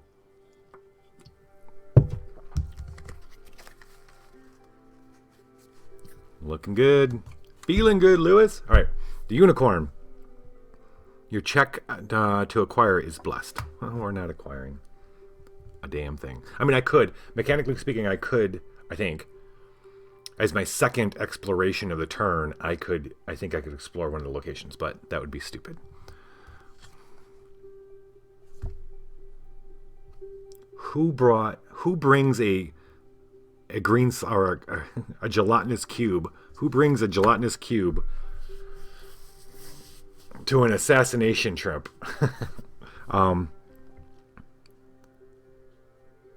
Immune to electricity, mental, and poison. Well, this is Hakon, so that's good. If you're at an underground location, we are most certainly not. Do not suffer damage from this monster as usual. Instead, each local character suffers 1d4 acid damage in the Scourge Entangled. Well, I don't plan on suffering any of that damage, bud. Combat, 12. That's cool. I might be able to get a respect point out of this. Let's do it. How does that work? So I do like the idea that they're throwing like all these crazy things at these guys, because just to see what'll kill them. I don't know who's there. Okay, there is a fellow in here that is commanding the quivering cube. Sends it out. A few of these things. The bear is under someone's control as well. There's several people in here who are controlling these, and they're weapons of choice. One has a cave bear, another one has a quivering cube that moves surprisingly fast across the wastelands. And then because of it traveling with this group and across these wastelands, the stuff that's inside it is a little different than what you might imagine it finding in a dungeon. So small animals like foxes, maybe a Gila monster of some sort, or scorpion. The scorpions are too. You caught the reference. Thanks. Right on. Yeah. So this thing comes bubbling. So Hakon turns, ready for whatever's. He's standing his ground, and he does not expect. At first, he thinks it's a bunch of floating small animals, skulls, cacti, and then he realizes that this thing's, as the light hits it, it's moving. It's just kind of, but it's moving surprisingly fast, coming up right up into the camp. And well, it's time to carve it up. Time to carve it up. D10, D12.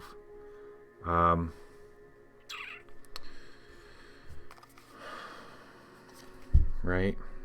I feel like it's +5. Do I want to do the whole diplomacy thing? Or do I just want to bless myself?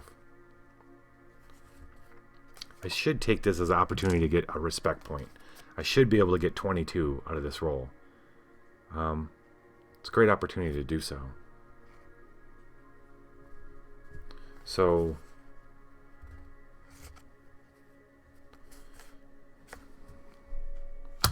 he's gonna bless himself.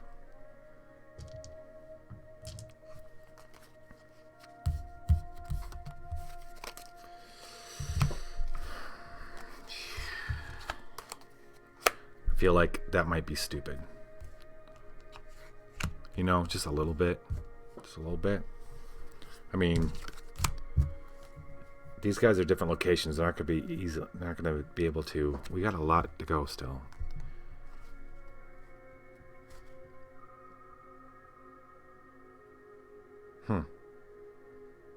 Oh, we will do this. Ruin Mirakova. On a local check, recharge to add D4. Will do. And the magic trait. Will do. And, but the cool thing is if this character, if we succeed, he gets to heal a card. So we will, that's good. Okay.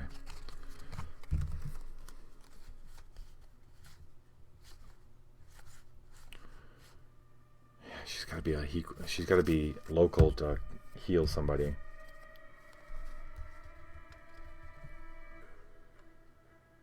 Yeah, I know. Cube outside of a dungeon. Kind of weird. I don't know how I feel about this.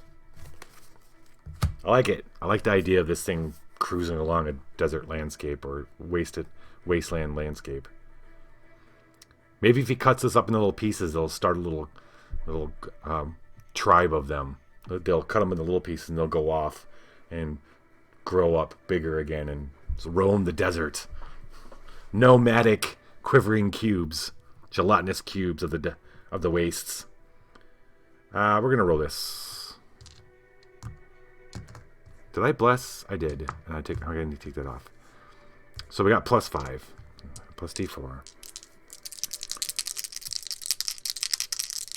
I need to be careful. I can't go all gung-ho.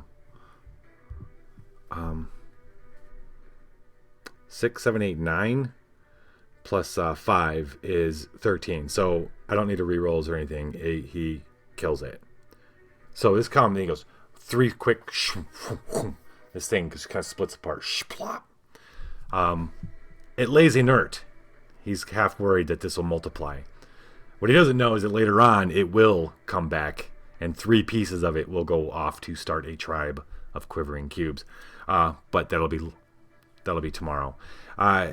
We did succeed, so we get to heal a card, so that's cool. We did not roll a 22 though, but that's okay.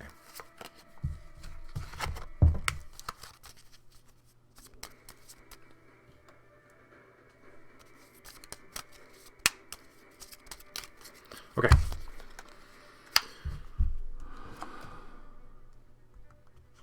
Recharge. Beautiful. That was a show. Beautiful. He's going to heal a card because he's at the campsite, so that's awesome. Fantastic.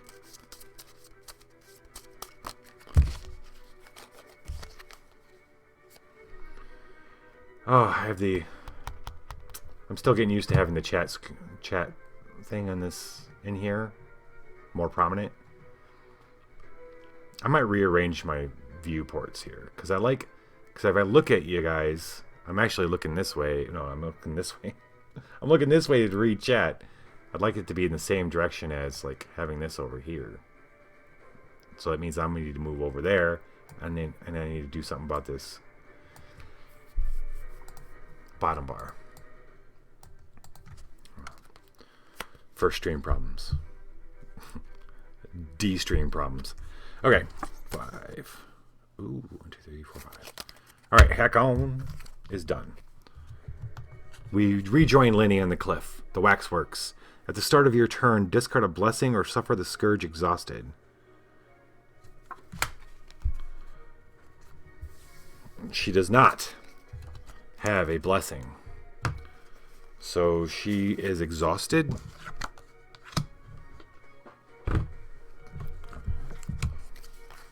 I hope you're happy with yourselves. Tough game. So tough. Exhausted. On each check or step, you may play no more than 1 boon. What? At the start of your move step, you may end your turn to remove this scourge. Oh. Okay. That's not a bad idea. I mean, she could do that. She could do that for sure.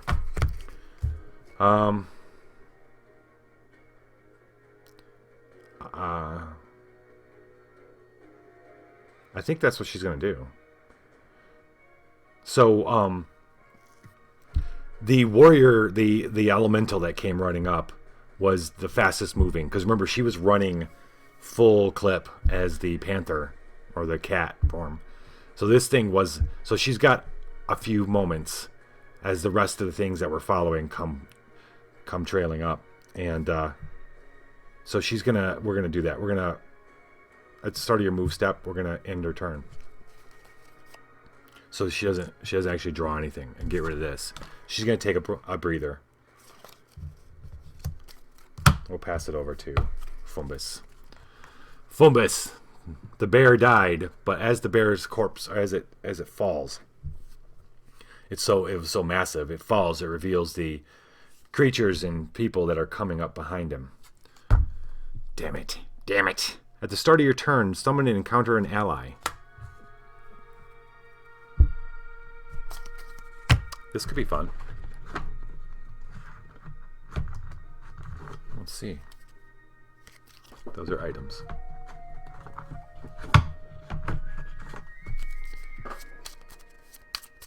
This sounds like something from The Witcher. Alright. What the... Ooh. Skoenqua Boneslayer. So this is one of the tribes. It's a respect...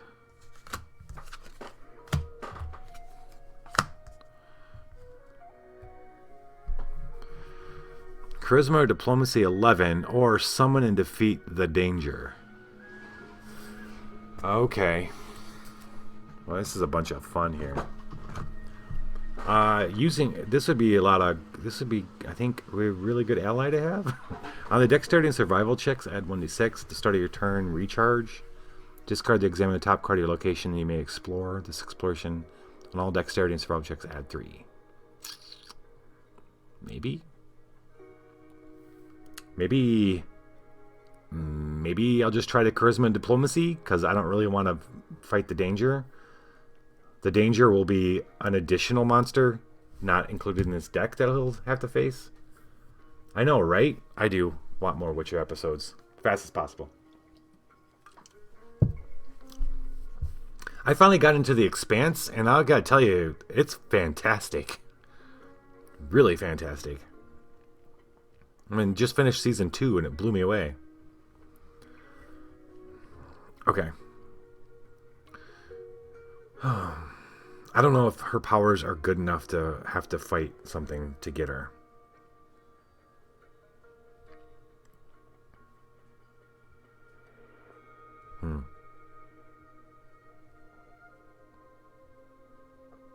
So, we're just going to try a charisma and diplomacy check.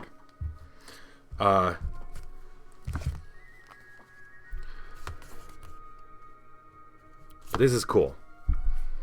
But we do, because he has no charisma, okay? Fumbus isn't going to smile and get anybody to join his group. Okay, so the bear falls, and he sees and reveals the creatures that are coming behind him. And, shit. Fumbus turns, and he goes, and not too far away, maybe like 50 feet, about 100, 200 feet away, is a horse and a rider. Just sitting there watching this whole thing. Remember, the heroes are out here because they're withstanding trials. And even though this is not an official trial, it is most certainly a trial. And I'm pretty sure this is one of the Scone Qua are the third tribe that they haven't sufficiently impressed yet. So this ranger is sitting there watching to see how these supposed heroes deal with this problem. And Fumbus would have to roll a d4 because he doesn't have any charisma. Well, no, his charisma is a d6, so it's not completely terrifying. But he does have a gem of physical prowess. On your non-combat checks, recharge to roll your strength, dexterity, or constitution die instead of a normal die.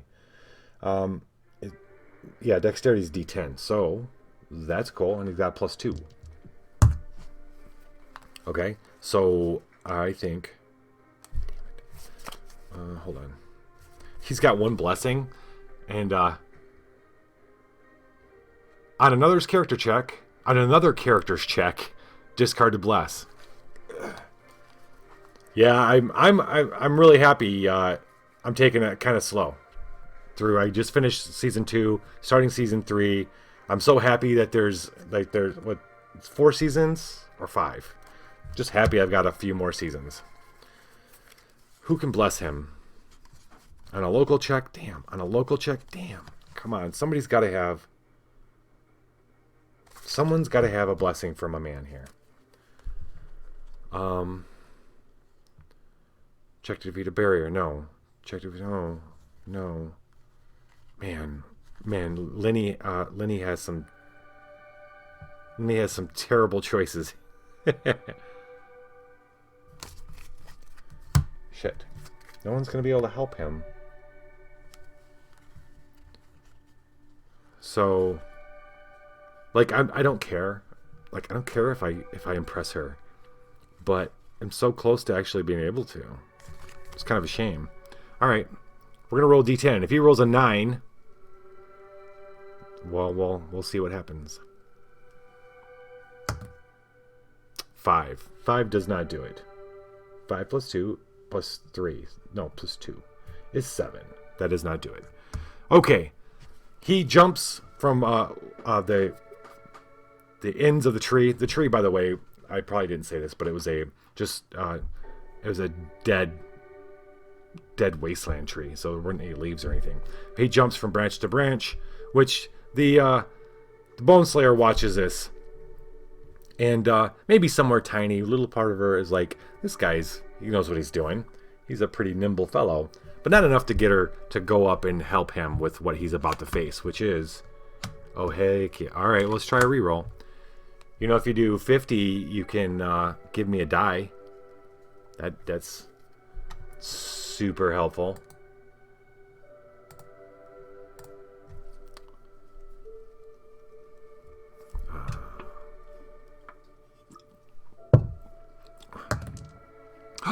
Doesn't matter, heroic. Doesn't matter. Natty 9. Natty 9 plus 2 is 11. Thank you. I'm going to save that. Add a die. Thank you very much, sir. I'm going to save that add a die. We're going to need it.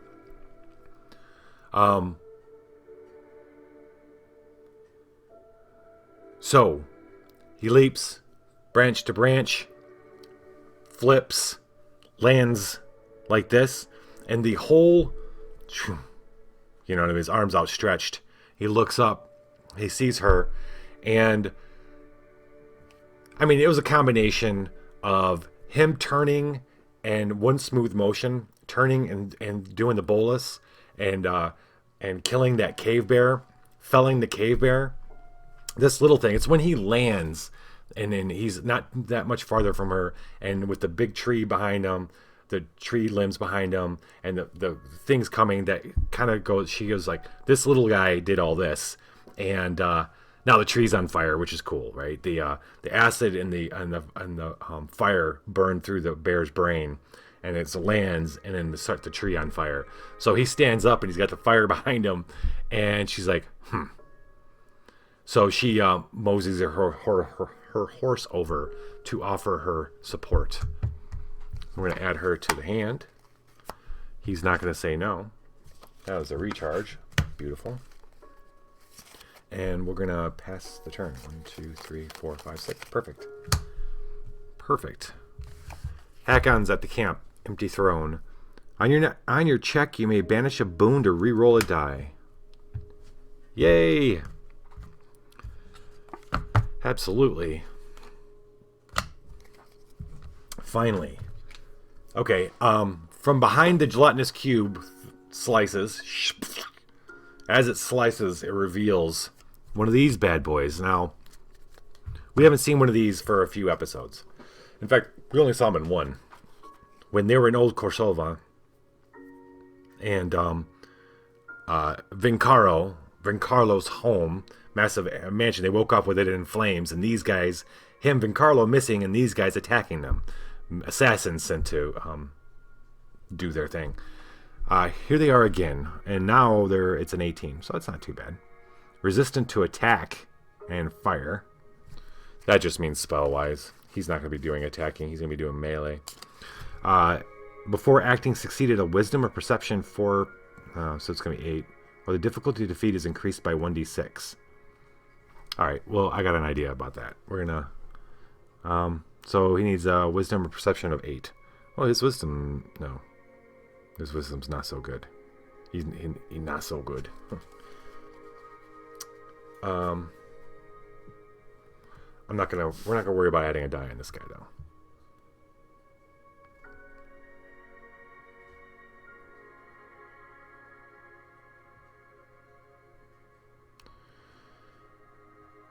Okay. I'm just trying to wonder if I worry about this. I don't think I'm going to worry about this. He's going to roll his wisdom. He rolled a 2. We're going to roll a 1d6 to add, to increase this. But I know what I'm doing here. Oops. 5. That was a 5. That was a 5. So that is 23 now? 23. So, Hakon slices this. And it obscured his vision, because as he slices this thing, it goes, well, he checked his knee, it was fine. But anyway, it falls, and from in between it comes leaping this red mantis assassin. It was, the quivering cube was a distraction for his attack. Maybe he was the one that was controlling it with his mind, with his red mantis assassin mind. Yes. So Hakon wasn't completely ready for this. Other than that, we're good. So we're 23. Right? 4, 4, 8, and 3. Yep, 23. Okay. So that's D10. No, we're going to 10. D12. It's going to be plus 5. We're going to go ahead and he's going to discard this to add his strength die. So there's another D20. And I'm going to use, he's going to bless himself Savored Sting to add another D10. And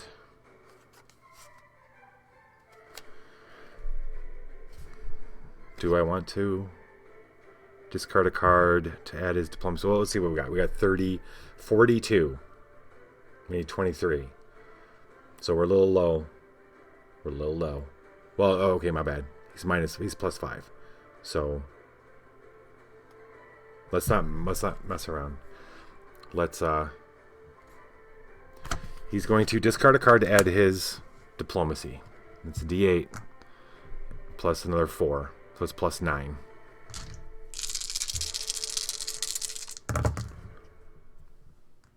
$10, 16, 21, 23, exactly. Plus 9.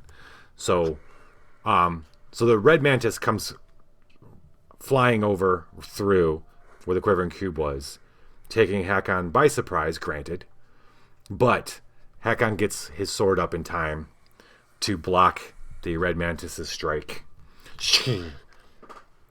And then the red mantis then is at a bit of a disadvantage because he's coming in, he lands, and when Hakon parries him, he isn't in position enough to block Hakon's next. He comes around on the top and just splits this guy just like the cube he was commanding, right down the middle. And turns out it's not an actual insect on the inside. Just another man. But he knew that. He's killed a few of these before. All right. Or a woman. It could have been a woman. It's all blood and guts right now.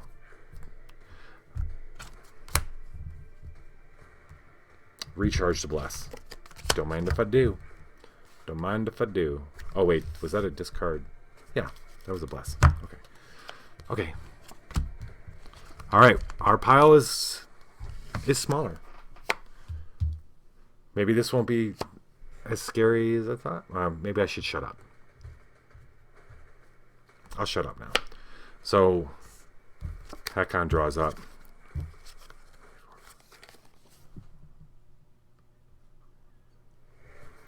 2, 3, 4, 5.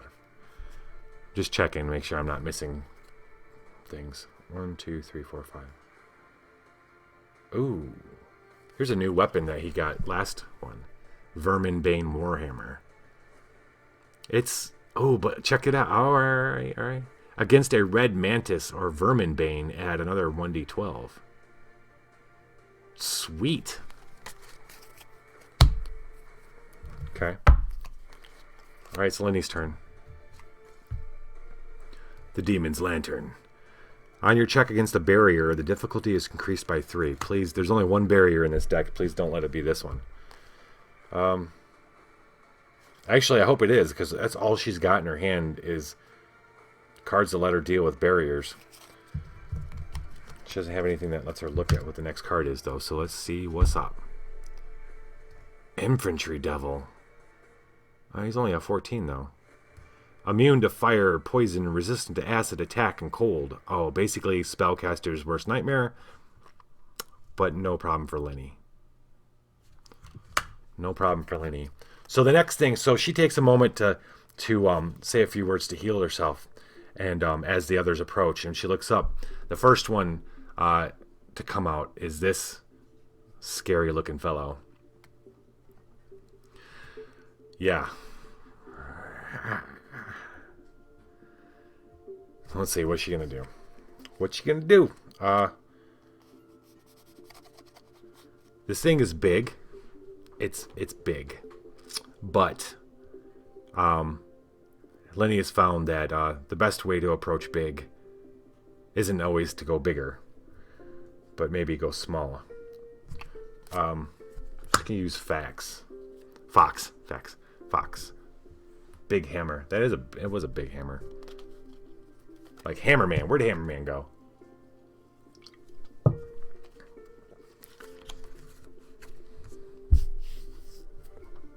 Let's see. She doesn't have to recharge an animal to do this. Maybe she will stay. She's going to stay the dragon and attack him. She's not going to change.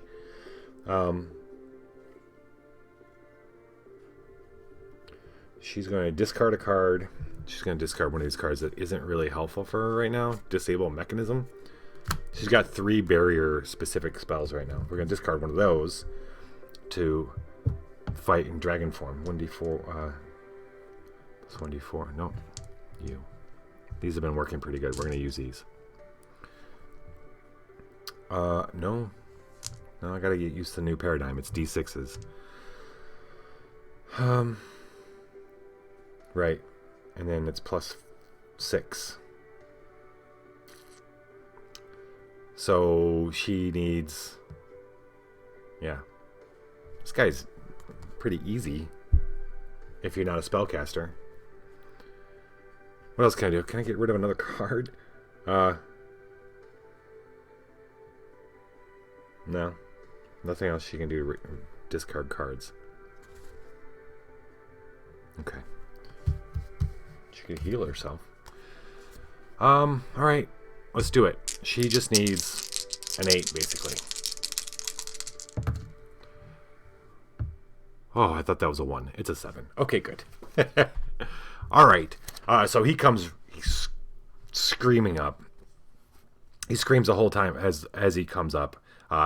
This really high-pitched, not deep bellowing roar, but like a high-pitched screech that just gets getting louder and louder. As he comes, he doesn't look as big as he gets closer. The bristles and everything that make him look big further away kind of look a lot flimsier. They maybe not as hard as he comes up.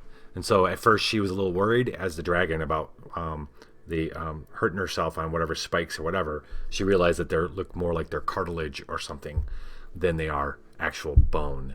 So without any fear, she reaches and grabs him.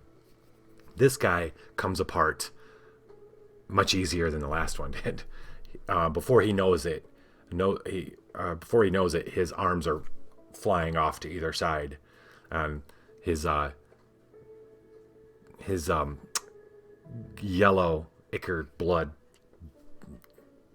flowing out of his shoulders, and he drops, and the screaming continues, and she reaches out, and she didn't even use her mouth. She just reaches out with her hand after she pulls him apart and pops him down. She reaches out and rips out his throat, but the screaming still continues. So she starts ripping out different pieces of him until finally she finds something inside his chest that is making the noise, and it's not even his heart. And she squashes that, and then the screeching dies.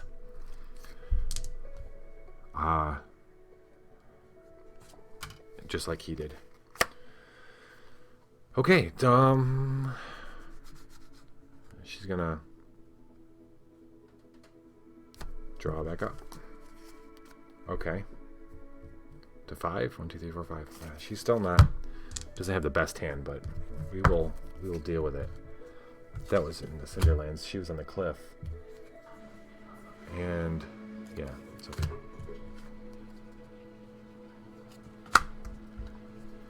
Heck, no, sorry. We're with Fumbus. Fumbus with his new ranger buddy. On your check against an undead card, add 1d6. What do we got? So Fumbus gets up. She strolls over on her horse, and she gives him a nod. He goes, okay, because he wasn't sure if he had to fight this person or not, right? So he comes over, and she gives him a nod. He goes, okay, I don't want to fight her. And then there's scuffling and sounds behind him. And he turns, and the troll is giving the fire a wide berth. He's moving around, and but he roars as he comes running around the fire, coming at Fumbus and the ranger. So I gotta attack him twice, but he's vulnerable to fire. When this is the best character to have to deal with him. Before acting, each local character suffers 1 combat damage. No. Armored coat. When you discard cards as combat edge, you may reload one of those cards. No. Oh, man. Oh, man. I was hoping he had, like... See, I was hoping this was something along... Hakon's got a Maiden's Helm where he can reveal to reduce his damage by 1. So that would have been fantastic. In order for me to make that 0, I gotta bury this card.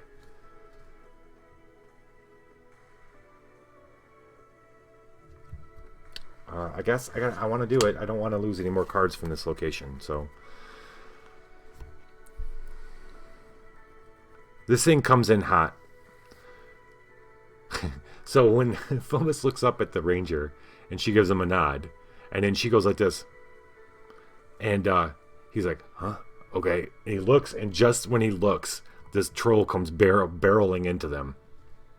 Swings. And he just manages to jump out of the way, but still hurts himself a little bit doing so.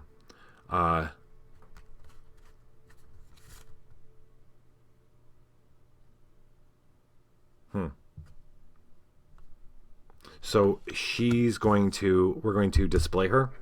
On all dexterity and survival checks, add 1d6, which is going to be a dexterity check. For sure. Because... Let's see, this is vulnerable to fire, so we need to add fire to this for sure. I'm just trying to decide which one. Acidic bolas? Yeah, I think so. Alright. We're going to use acidic bolas. Cool.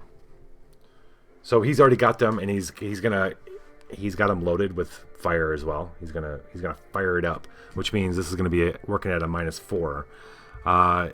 So the first one's gonna be a 16, and then the second one's gonna be an 18. So this guy's troll. This is the best character to fight the troll for sure. D10, D4, D6, and then 2 more D6s because I'm gonna discard or recharge. Recharge this card. No. I'm going to discard this card. And, yeah. To add those 2 D6s with fire.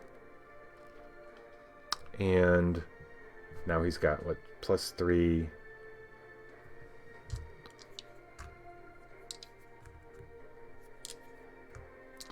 +3, +4, 7, +7.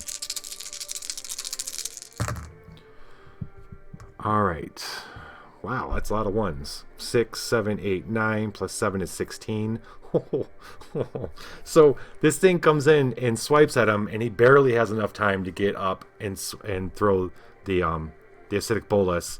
And luckily, it does hit. One of them hits the troll. The other 2 go wild, but it bursts into flames, and he starts screaming. And did I add? I added the D6 for her, right? No, I didn't. Hold on, I didn't add her D6. Hold on. Well, it doesn't matter. I made it. She's moved her horse back, and she's knocked out an arrow, waiting to see how this goes. It screams in pain, and then it leaps at him again, and he... In the moments that he was screaming in pain, it was the mere seconds it was screaming in pain and reasserting itself. If neither check to defeat has either acid or fire trait, the monster is undefeated. See? Best character. The acid bolus is pretty badass. He's going to reload it in time because it says reveal, so I'm going to reveal it again to do the whole thing over again. This time, though, I gotta remember to add that d6 from her. So now I need 18. But it's plus 7. So it needs 11. 18, 22. Well, I definitely made it. I was just seeing if I got over... No, I had to get 38 to get that 20. Look at that. So, 2 things happen. Well, 4 things happen. 3 balls of acid and fire hit the troll while another arrow flies into its skull. And before its mind can register that it's now... that its brain's been punctured, it's screaming how he's on fire, and he bursts into flames and stumbles, and then Fumbus is scrambling backwards, and as it keeps coming at him, and then finally dies or just falls in a flaming heap of acidic goo, and there's no regenerating back from that. Ain't no regenerating. Undead card. Nope. Fumbus gonna draw back up. 1, 2, 4, 5, 6.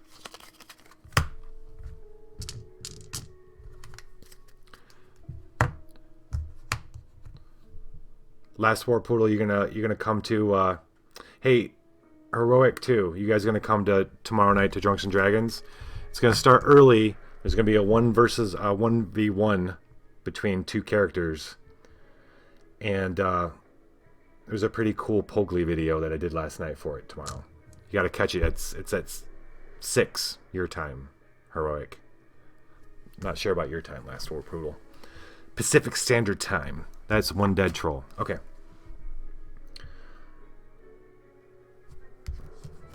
What's Hakon doing at the camp? Sitting there with his hammer is what he's doing. Recharging. Fumbus gets to recharge the lady, his new friend.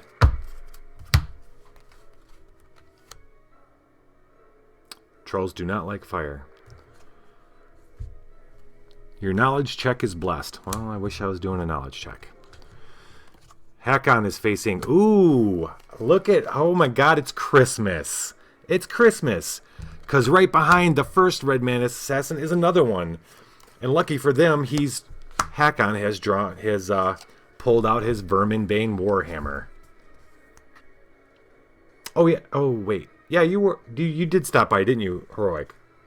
For a minute. Friday nights are a blur. Because I'm trying to do way too much. Trying to record videos, edit them, make it all happen. I made a video for this last night, and then I watched it today and realized there was a lot wrong with it. I was like, I couldn't even use it, so I'm going to redo it before I post it up on YouTube's.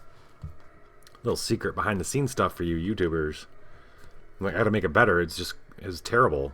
I don't know what I was thinking. All right. Oh shit, he's got to do that before acting succeeded a wisdom or perception check. Okay, so this guy came around. So the one came over through the gelatinous cube. The other one was coming around and is trying to attack from the rear.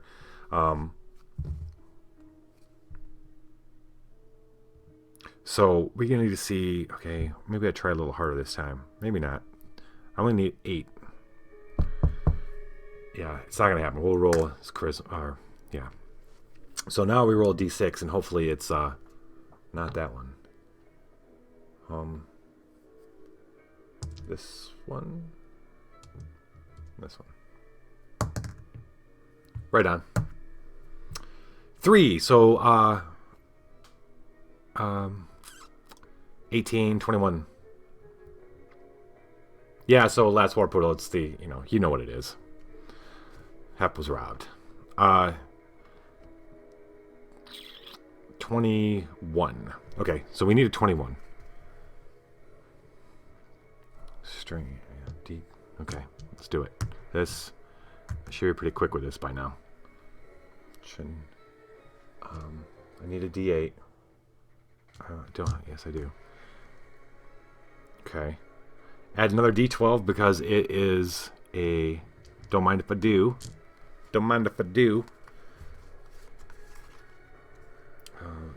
Lenny was going to heal herself. Alright, we're going to enhance... He's going to say the words to enhance himself again. Oh, yeah. So this thing comes out of nowhere. Luckily, he doesn't.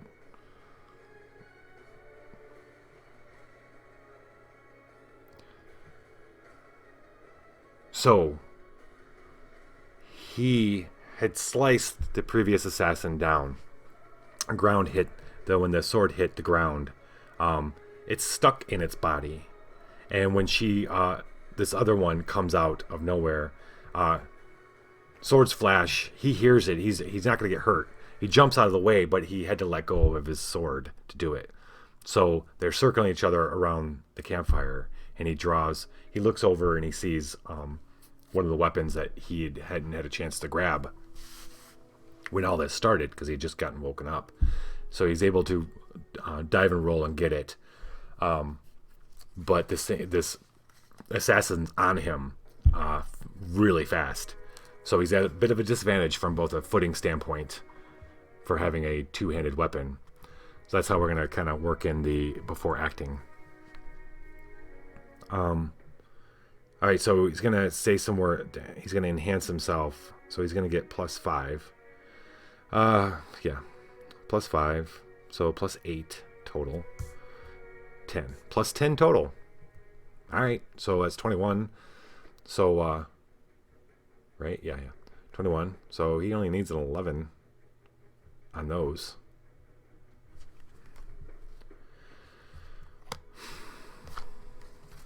I'm going to try it.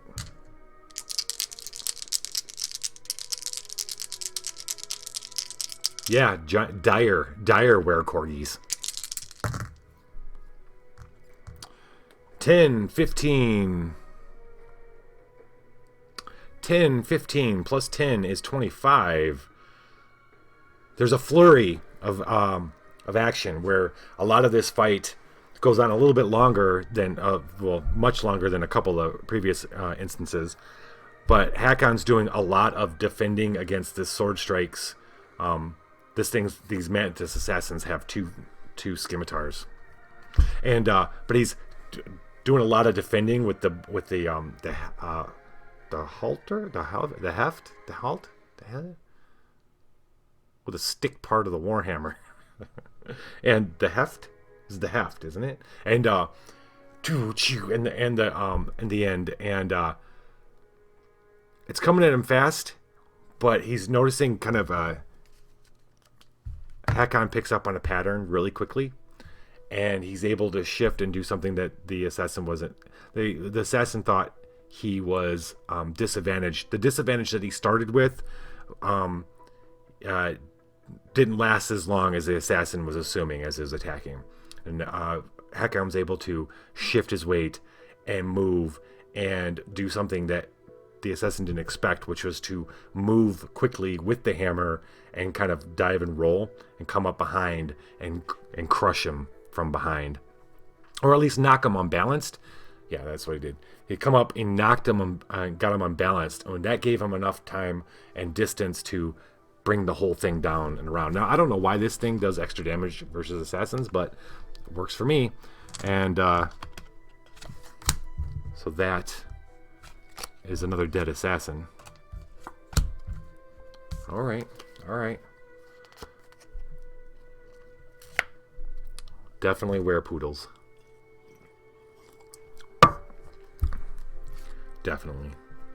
No.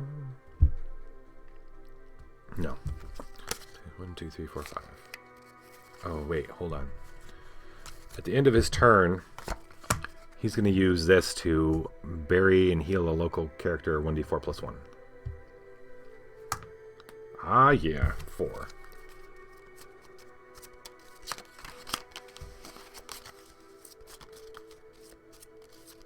One, two, three, 4. I'm surviving a lot longer than I actually thought. So much longer.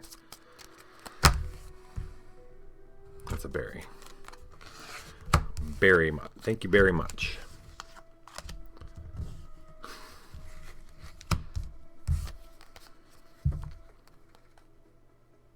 Yeah. Drop. Okay. All right, that pile's looking pretty good. We're going to cut to Lenny, who's just ripping people apart on the cliffside. On your check, you may discard a card to re-roll one die showing a 1 or a 2. Don't mind if I do. On your check, if any die shows a 1 or 2, count it as 0. Okay. Well, that's kind of helpful. Oh, there is another gargoyle left.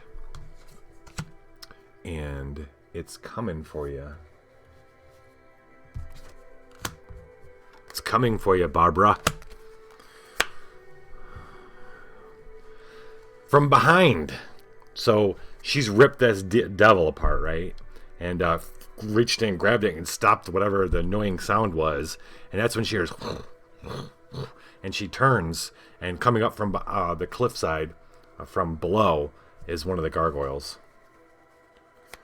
Yeah, we're gonna... Oh, hold up. Before that happens... Alright, you know what? No. She'll do it at the end. She'll do it after this. No before. Okay. She's going to take this...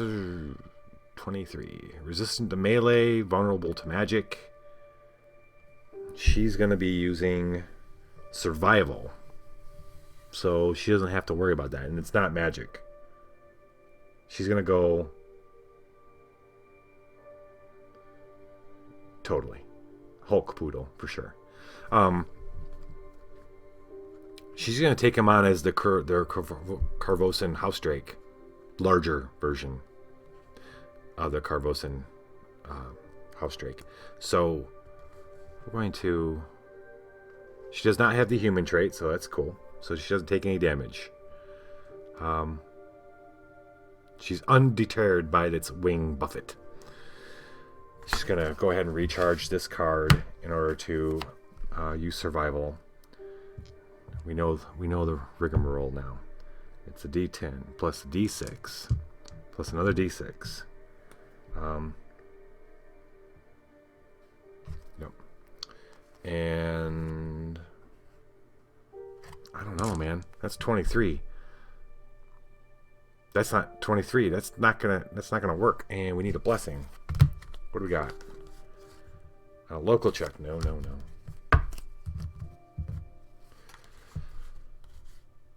Ah, good. Yay.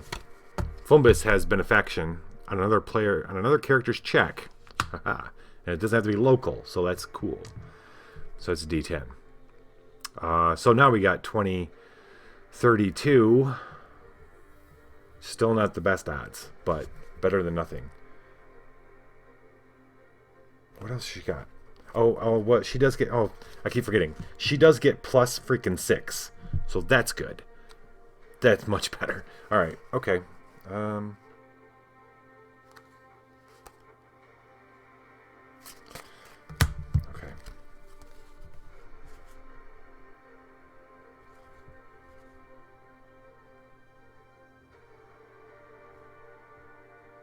Okay. We're going to roll these and see what happens. Do I still have an added die? I still have an added die from you, don't I? Heroic? I think we're going to do that now. We're going to get that blessing, which is a D10. All right.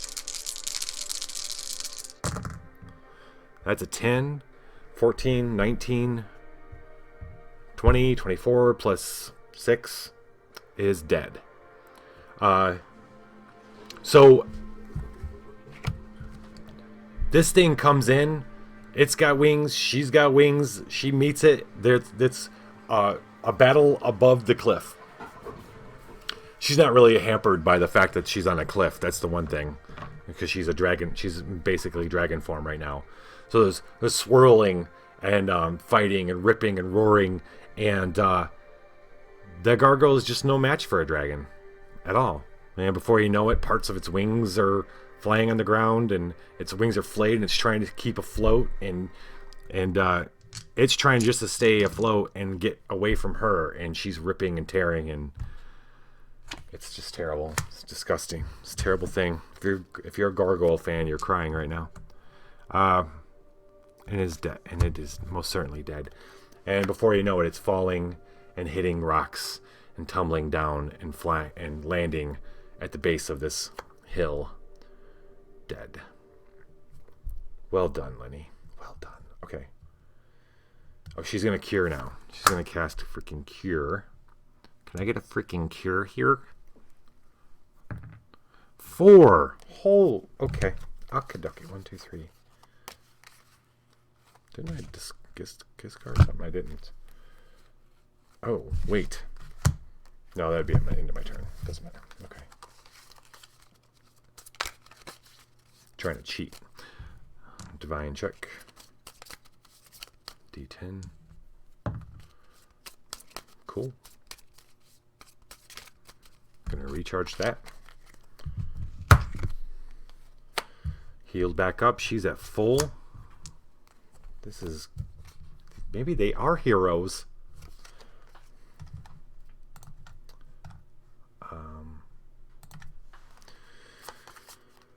Okay. 2, 3, 4, 5. I love my shape-shifting druid. She's awesome. But I also love Fumbus. Alright. Flashback to Fumbus. Flash over to Fumbus. Caitlin's Revelry. On your check... You may discard a card to reroll 1 die showing 1 or 2. Okay. I didn't keep track of if I had ones or twos last. I gotta pay attention to these things. Too wrapped up in trying to think of what's happening. It's a give or take kind of situation. Well, he's not on the cliff anyway. He's in the Cinderlands. What do we have to... Wait, hold on. He's gonna... The troll lands. He looks up at his friend who had shot the arrow, and he nods this time. And he pops a little potion out and quaffs it really quick. 1.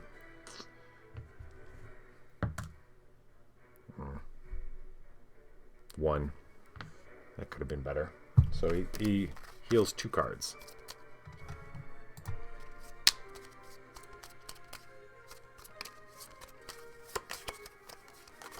Two is better than nothing.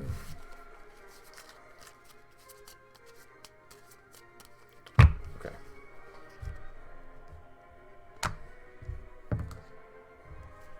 Recharge that. Certainly. He definitely has more than 1. Okay. Now. Oh. Okay. He gets to face his own Red Mantis Assassin. Oh, resistant to attack and fire, which is... Well, it doesn't always have to be attack. That's the thing. Yep, he doesn't have to use fire. He can use acid, and he knows these guys, too, because we fought them before. He knows that they're resistant to fire. He's got to do a wisdom perception check. Yeah, none of these guys are that great at wisdom or perception, so we're just going to go ahead and roll a d6. Damn. So this is now a 24. 24. 20. Yeah. Oh, that's kind of cool. Oh, this is a new spell. Okay. So this thing's a 24, so...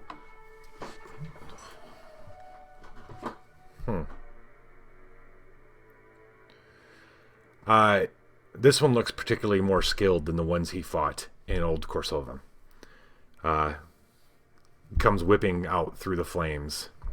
Comes flipping through the flames.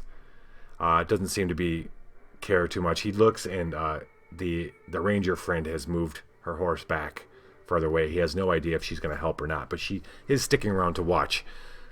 The assassin, he turns back to the assassin. This isn't a big old animal he can lob he's most certainly going to lob things at it, but this is a little more skilled warrior. He's going to cast a quick spell, Enervation, just a new one for him, which is pretty awesome.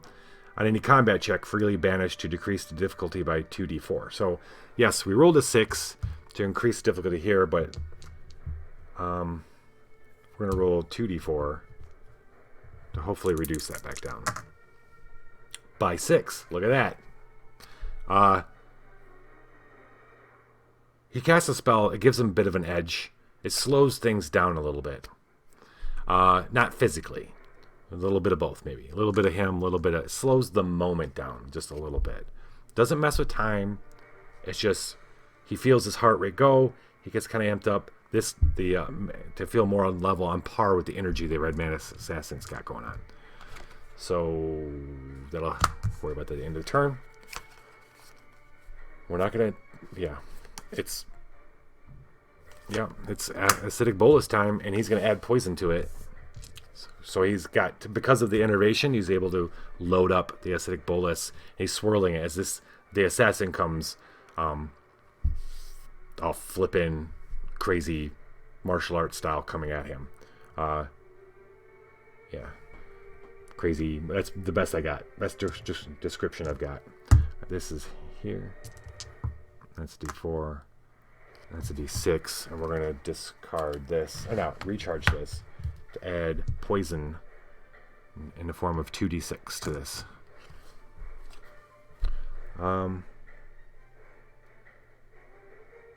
Okay. On a check, you may discard a card to reroll one die showing 1 or 2. Good. Gotta remember that. That's always nice. I think we're good. Got no more blessings, so. So what do we need? We need 18. I ain't scared, no ghost.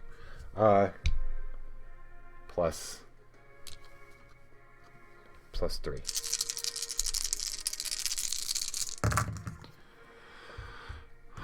9, 11, 16, 17, 18. Okay, that's enough. That's enough. Your fancy flipping around ain't gonna help you when these when the bolas come calling. In fact, unfortunately the assassin flips right into one, thinking it was coming in. He was coming in really quick to deliver a nice combo of a kick and a skewer. Instead, he's met with acid and poison, and as the acid eats away his armor, the poison starts immediately working into his throat and the fumes, and he could feel his face boiling and then sliding. Oh, it's disgusting. We don't even want to go there. Okay, that's good. No one's well, there were 2s. I don't have to discard a card. We're not in that location, so we're good. This is arcane check, right? It's D8. Arcane's 5, 8. Oh, cool. Recharge that. These guys are a little bit more advanced than maybe I was thinking they were. 1. We're still not getting no 20 plus. He's drawing 6. Didn't I turn it to him? Nope, he's good. 1, 2, 3. All right. Okay. We're looking really good. Really good. Heck on. Splitting the team up was a good choice. They all can stand pretty well on their own. Grandmother Nightmare. Ooh, this is kind of new. It kind of creeps me out, actually. I don't want a Grandmother Nightmare. It sounds like the worst nightmare ever. Oh my god. A grandmother would make that. Yeah. When you fail to acquire a boon, you may shuffle it and... Oh, that ain't happening. That ain't happening. Is there anything you want to do before fighting? No. Oh, look at that. Come shambling in. Who's controlling the guardian zombie? Maybe it was the other... Maybe the last Red Mantis Assassin had that as its little... And it just moves really slow. Or slower. It's immune to a lot of stuff that Hakon doesn't worry about. And Vermintide... No, it's Vermin. It's not a Vermin. Okay. Smash. This horror comes shambling out of the brush into the light of the campfire. Wait, it's broad daylight. It comes out, and the light of the campfire doesn't help it at all. In fact, it adds to its presence. Combat is 19. Okay. All right. Should be pretty cut and dried right here. That's D8. Yes. That's it. Might as well.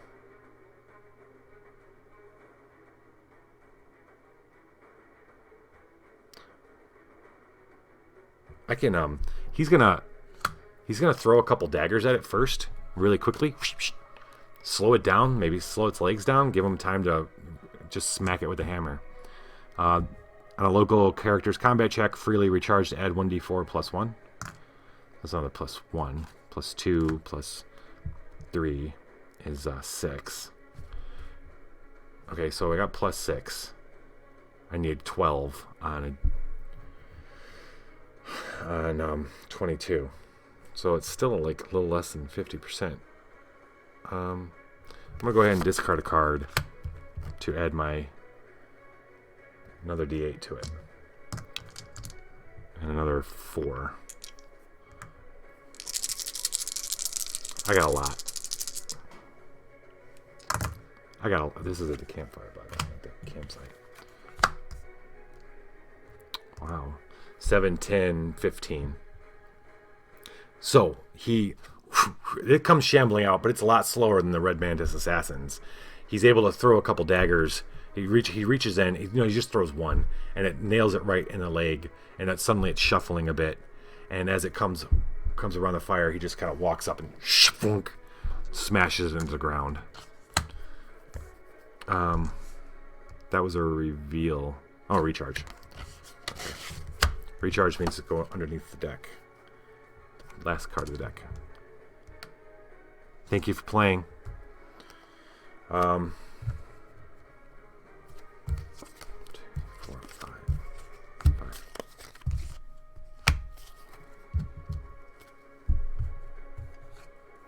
I like this one's appropriately epic. The Healing Light for Lenny's turn. Characters cannot suffer scourges. Ooh. So, what is coming up to... look at that. We're doing pretty good. We got a lot of things in ours. I always bemoan this and then... Oh, we're all going to die. Alright. Wait. Hold on. Restorative Banish to heal a local character. Boo. She doesn't have anything to heal. So, let's just see what happens. She's at the cliffside. Mercenary. This guy, he walked into the wrong battle, buddy. Her charisma isn't good enough to stop him. If undefeated, bury a weapon. Oh. This guy thinks he's St. George. He comes running up. Why are you doing it, man? Maybe he thinks because, okay, she's got her back to, okay, she just defeated the gargoyle in the air. She lands and looks over the cliff watching it die. He takes it as a moment to rush her and stab her from behind. He's got a big old long pole arm. He thinks he's going to kill the dragon. Yeah. She's going to do her thing. She's going to discard D10 and 2D6. Plus 6. So he's at 18. So he's at 12. Yeah. She doesn't have anything else to add, though. So, this could go bad for her. We'll see. Could go good for him or bad for her.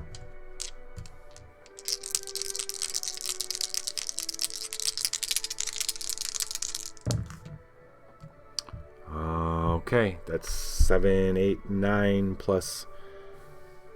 9 plus 6 is 15. She is going to take damage.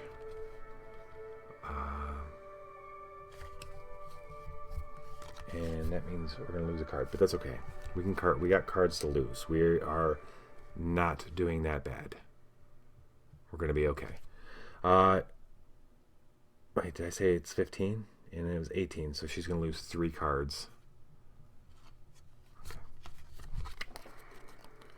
She takes 3 damage. We lose one of these cards off our locations. She's got 1 card left.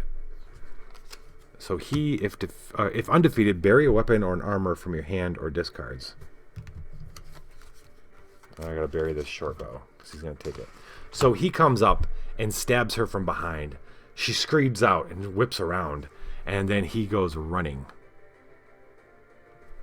He goes running. Oh wait, no. He doesn't go running. He gets shuffled back in.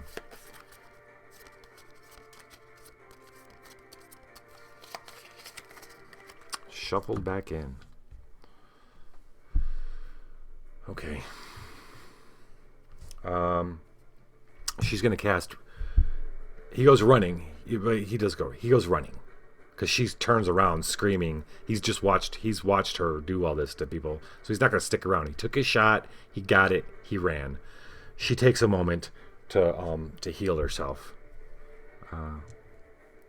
1d4. 3 cards, which is all 3 that she has in here.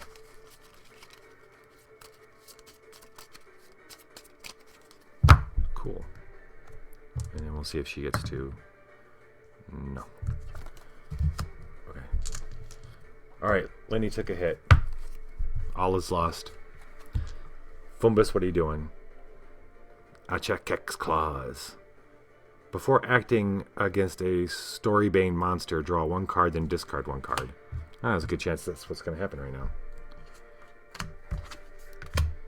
Move it to the Cinderlands to meet up with Fumbus. Pixie Gang. Hey, Tinkerbell. What you got going on there, Tinkerbell? Combat. 13 or Dexterity. Acrobatics.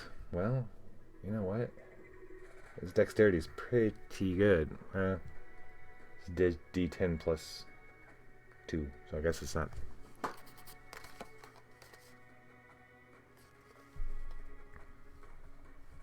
Acidic bolus. Yes. Yes. You poor pixies. On the check to defeat, add the number of other local characters. Oh, there isn't. If defeated by at least 4 or undefeated, each local character gives a random card to a random other local character.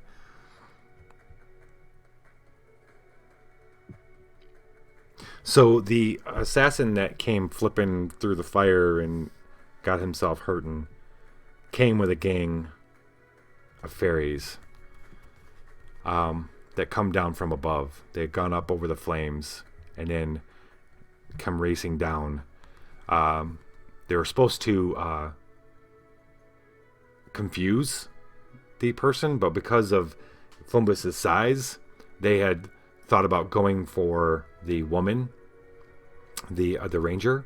So they started out heading towards her, and then they heard the screaming of their master and turned around in shock to find him so easily defeated by Fumbus. So they raced towards Fumbus with an angry buzz. He's a 13. And he's not gonna use the acidic bolus this time. He's gonna turn, hearing this buzz, and he sees these little winged figures coming at him from the direction of the ranger. And he quickly, not having time to load the acidic bolus, he reaches in and grabs a pouch that he's had handy on his side and throws it. That's a 2d8. I like a good tingle burn bag. They're pretty good. And then there's, plus 3.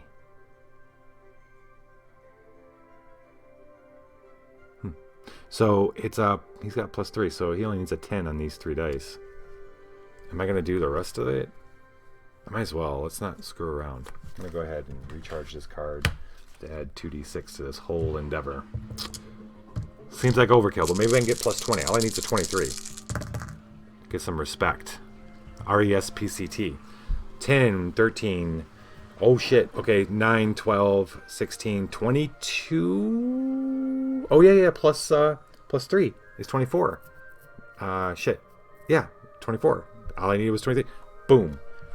He turns. Okay, so he does the assassin, right? So, and then hearing the assassin falls, he hears the buzz behind him. He whips around.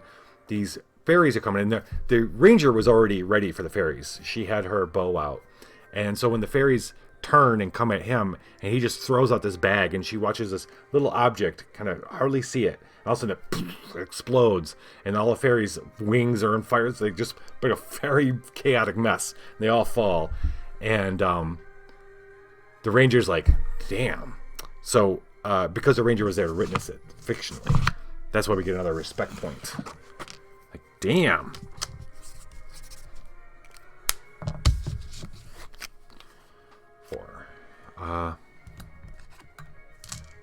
And that is... I need to roll pretty good on a craft check. Nope. That's a discard. Have to make one of those later. I'm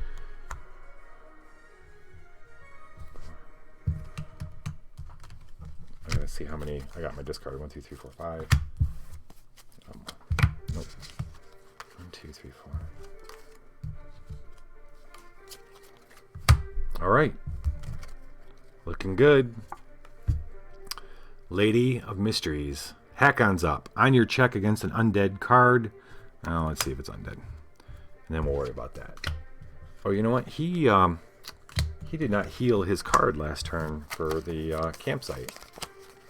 Mr. Hakon. Let's do that.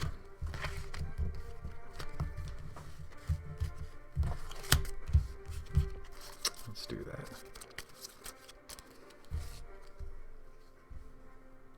What am I doing? That's his deck, okay. There's one person we need to meet. And that's him. Perfect. So, the man who started all this, who rode up and called Hakon a filthy, I won't even say the word. He comes striding into camp on his horse. And Hakon looks at him across the campfire, and he gets off his horse, and Hakon says, "I didn't catch your name." And the guy looks at him and goes, "That's because I didn't give it." And then fight time. It's combat and then combat and charisma, or charisma and diplomacy. I know what we're going to do. We're going to fight him. It's because I didn't give it. And he swings. Okay, where are we? We're at the camp. End of turn. Okay, we got this. This is undead. He's not undead. He is a human ranger.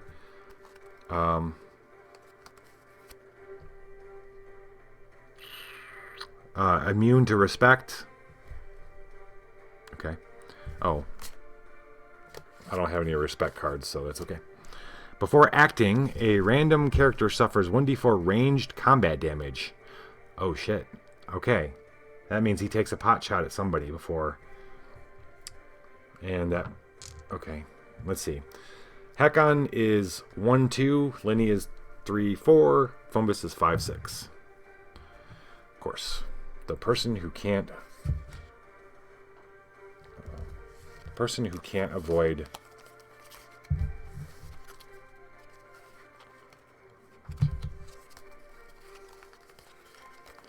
The one person who can't avoid the damage.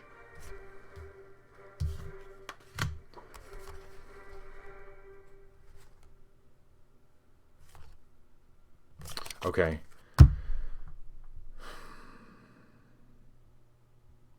Can I get a reroll? Can anybody give me a reroll?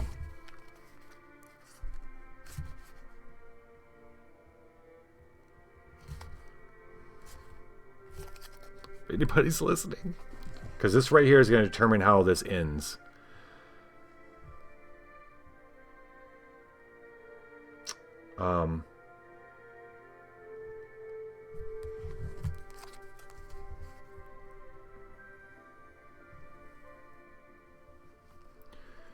I want to re-roll that d6. I rolled it to determine who randomly would get the damage. Lenny is getting the damage. Now, I have to figure out if there's any way I can prevent that damage from her. Because it's going to end the game. Yes. Thank you, Heroic. It's just not a 3 or a 4. That's all. Not a 3 or a 4. The best roll. All right, so that would have ended. We would have had to go to option B for the story ending, which isn't terrible, but it seemed like kind of a crappy situation. Because one means that this guy, before he came riding up on his horse, he took a shot at Hakon. Hakon, and okay, so it's going to do 1d4 range damage. 3 range damage. He's still going to take the damage. We're still going to have to get rid of a card. But if it had been Lenny, her location only has 1 card in it. Oh, thank you. We'll re-roll that too. And it's a 4! Shit. It's okay. I think it's going to be okay. His maiden helm is going to reduce the damage by 1. So he's only going to take 3. It's okay. What's up, Hammerman? That was Hammerman re-rolling. Thank you. That's okay. The arrow slices through. Holy shit. 17. Well, you guys are right at the end too. Almost. This through the fire. Not through the fire. Over the haze of the campfire, an arrow comes out of the brush. It's daylight. The arrow comes out of the brush, grazes Hakon's helmet, slicing his ear. It may have come clean off. He doesn't have time to pay attention to whether or not it did or not. He's going to lose 3 cards for that, and his location loses 1 card. We're close. What is up, Dustin and crew? And Jeff and 17 other people. How you doing? We're reaching the climactic conclusion, I think. The heroes are separated, each defending themselves. We're being laid siege by quite a small army of assassins, let's say. The leader of which Hakon is dealing with as we speak. Hakon being our leader of our little band of adventurers.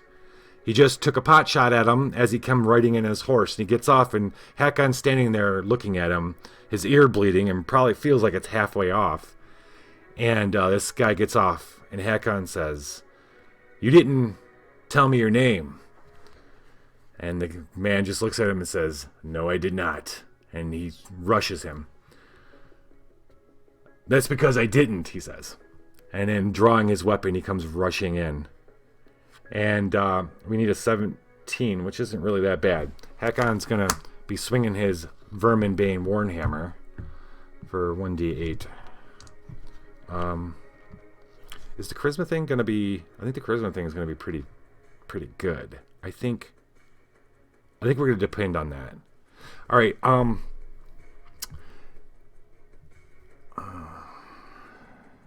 Yes. All right. He's going to swing, and then I can, what can I do? Can I, against the red mana, add 1d12. If proficient against the monster, you may additionally reload to ignore its after-acting powers. Oh, after-acting. This is before acting, so that would have been a hell of a nice. Okay, so there's no bonus for me. Damn. Okay. Fine. We're going to... Yeah, he doesn't have a lot of cards either, because he just lost all those. This is going to be tricky. He's got +5. Oh, this might be the worst weapon for him to deal with this thing. He's got +5. He needs a 12 on a d12, and this is going to be a tough one. This is tough.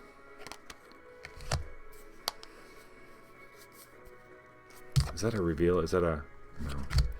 All right, I need 12 on this roll right here. This guy comes in, and he's a lot faster. He's not, and he's a lot more confident feeling. He doesn't feel like such a kind of a joke as these Red Mantis assassins have been.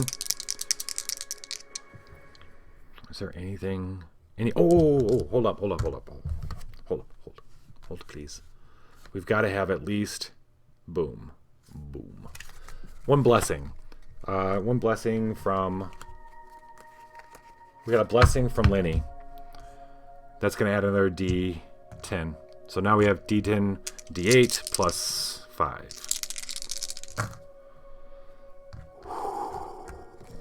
Okay.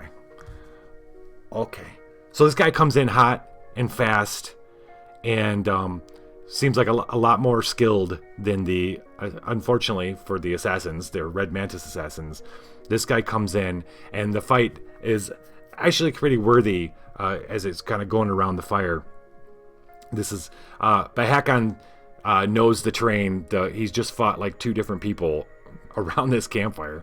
So he's got, his footing is sure, his placement is good, and he's warmed up on his warhammer. And before he knows it, the Cinderlanders, the unknown man, the no-name man's sword is laying in the sand, and the man's backed up, and Hakon can see him reaching in to pull more things out. And the second roll here then is Hakon's gonna attempt a diplomacy check, because it's kind of like his thing, to just tell him, you just need to leave now. I mean, we've destroyed like majority of your forces. You need to just run. And okay, I want to know the answer to this too. Why am I Air Laser? When I was 9, I needed a username for my Neopets account. Okay, that's in most of us. And I was obsessed with the show Beast Wars. Okay, and it's play on one of the characters' names. I've had the same gamer tag ever since. That is now immortalized in my on my channel, Air Laser. Thank you for sharing. Okay, that was good. Now I need to make a roll. Hakon's diplomacy, and we're gonna wait. Hold on. His diplomacy is a D8 plus 4, so fantastic. I can reveal this on your diplomacy check. Reveal to add 1d6. The Maiden's Helm. Standing there, the blood of 2 assassins at his feet, a gelatinous cube that somehow made it in the desert, dead, and then what else? The zombie dead, and then him standing there. He just beat the Cinderlander, made him drop his sword.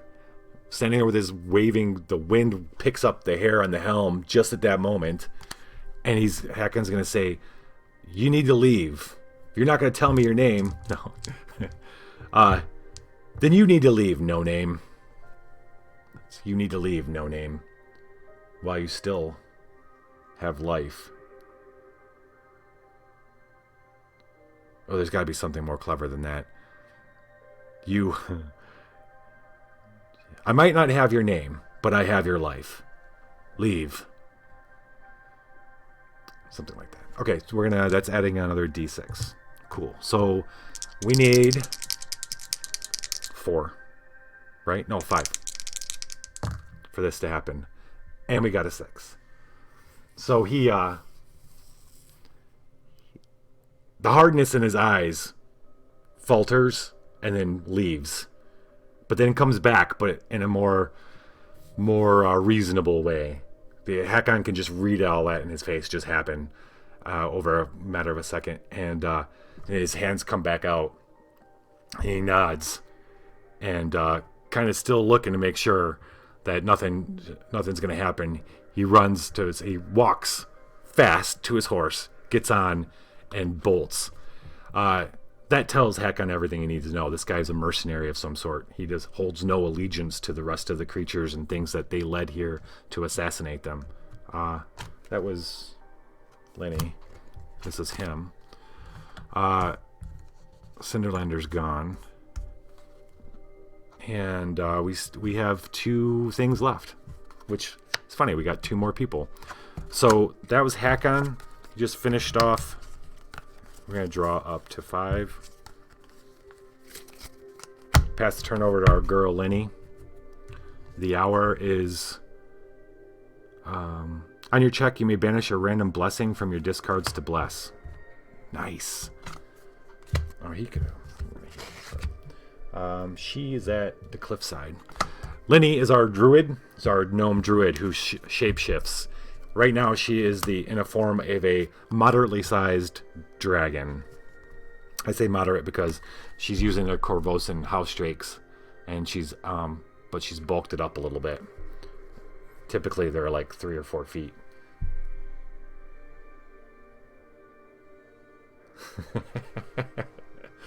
No, wait, it has to be more clever than that. Hold on. He did. That's exactly what he did. Okay. Oh, snap. Okay, so earlier, guys, you missed this. Lenny had gotten into an aerial battle with this gargoyle, this flying gargoyle, and had just ripped it to shreds, and she'd landed and watched its body fall down the cliffside.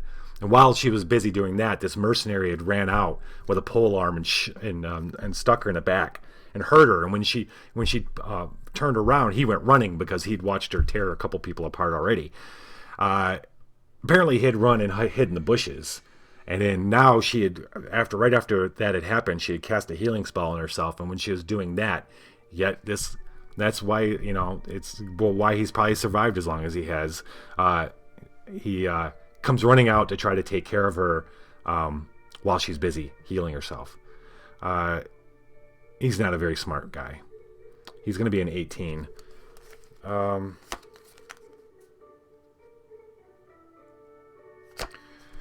He's not a very smart guy. Oh, this is great. She's going to change. She's going to change into the most horrifying thing she can think of, which is the giant slug. She's hungry. That's going to be a D10 plus 2D6. And then if she wants to banish a random blessing from her discards to bless, she's going to do that. So that's another D10.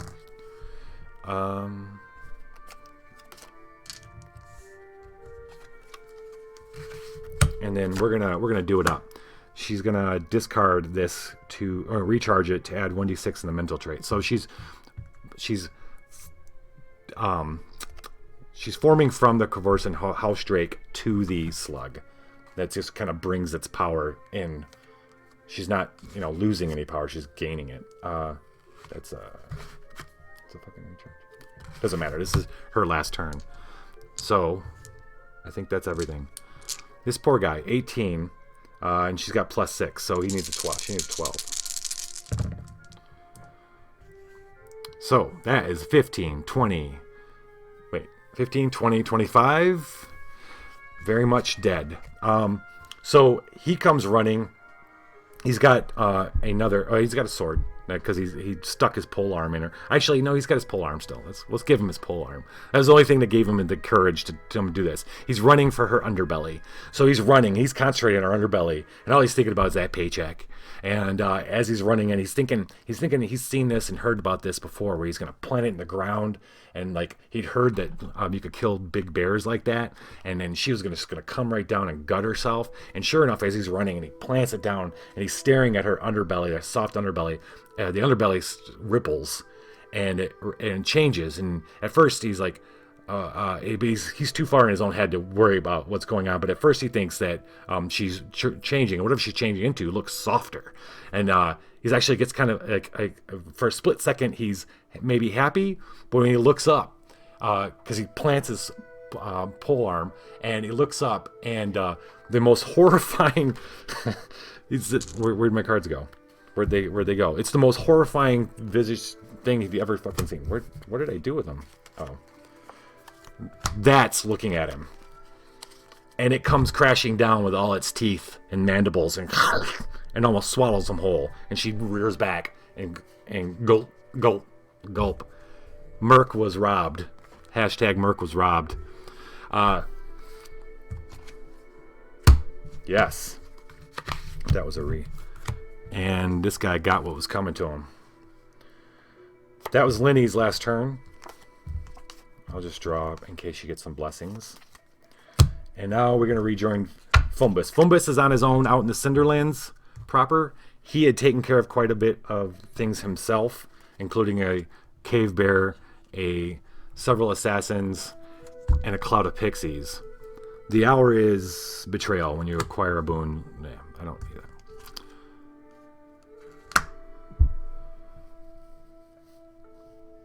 So Fumbus, what had just happened? Oh, Fumbus had just felled an assassin with his acidic bolus, and that come flipping out of the flames because literally there's trees on fire because of, well, it's a long story, but there's trees on fire. The mantis assassin comes rushing at him, doing lots of flips and fancy shit, thinking that this little goblin ain't gonna be much of an issue, and his little cloud gang of fairies had flown off towards this one lone barbarian ranger who was kind of just watching this whole thing happen, not necessarily on Fumbus' side, but not against him.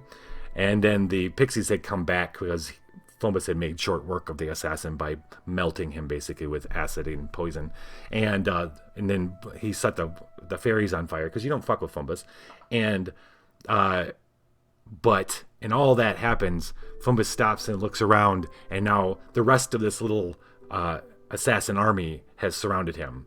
Hakon's free, like no one else is at the campsite, no one else is in the cliffside. It's just Fumbus by himself with the foes on all sides. Each local character summons and encounters the danger. Okay, this is going to be interesting. So that means the danger in this respect is I have to roll. Here we go. We're going to roll a 1d6, and it's a random 3.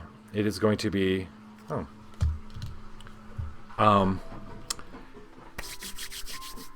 the gentleman that Hakon let right away rode back, of course, to the remnants of his little army. As he rides up to where the rest of them are congregated, he rides up and they kind of part ways, and there's Fumbus sitting on his own. And all he can think is, well, I'll take a third of the cut then. And so our final battle is going to be between Fumbus and this asshole.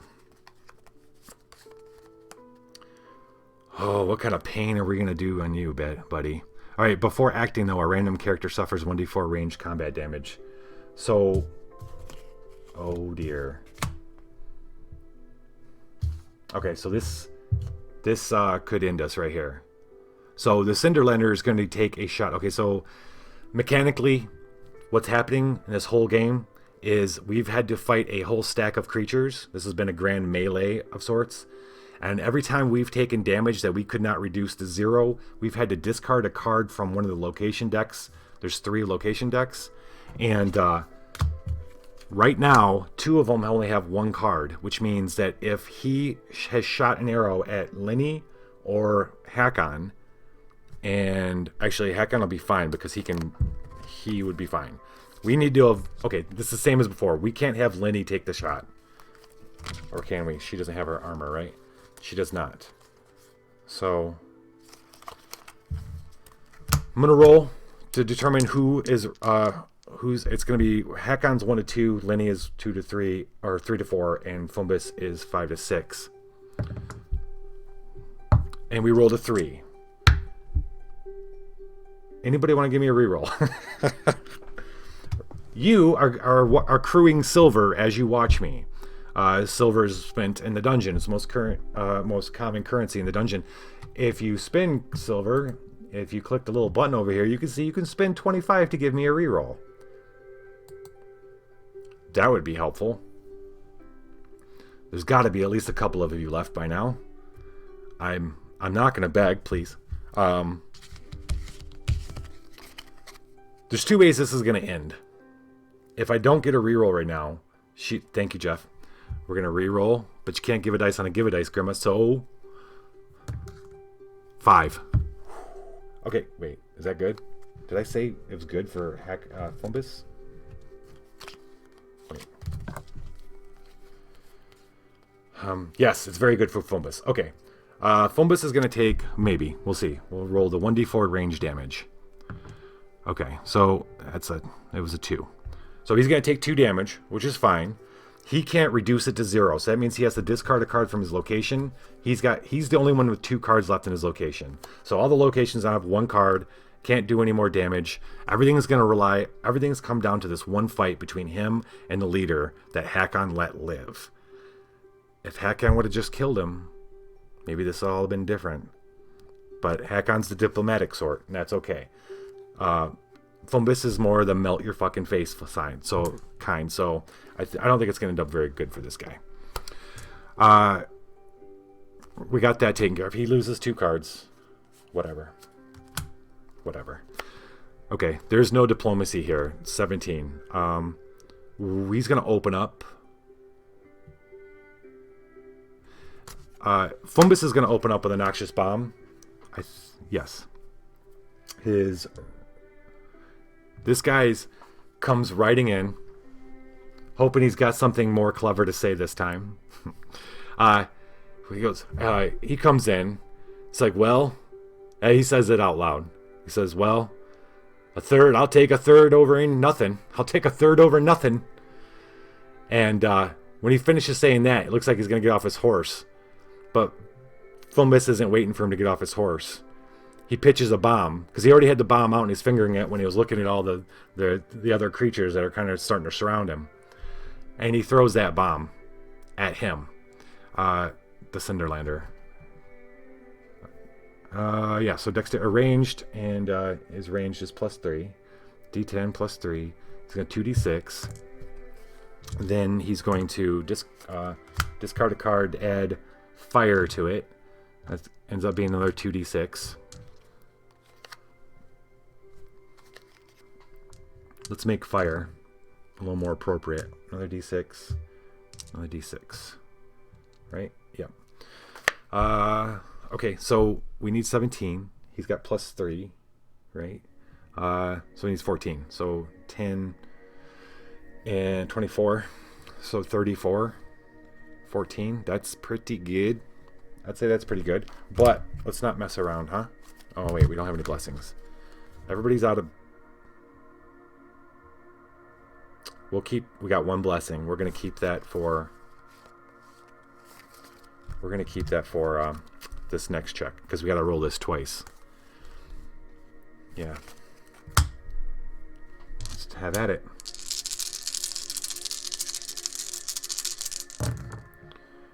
So 1, 6, 9, and 6 is 15 plus 3 is 18. The bomb goes. So the Cinderlander's getting off.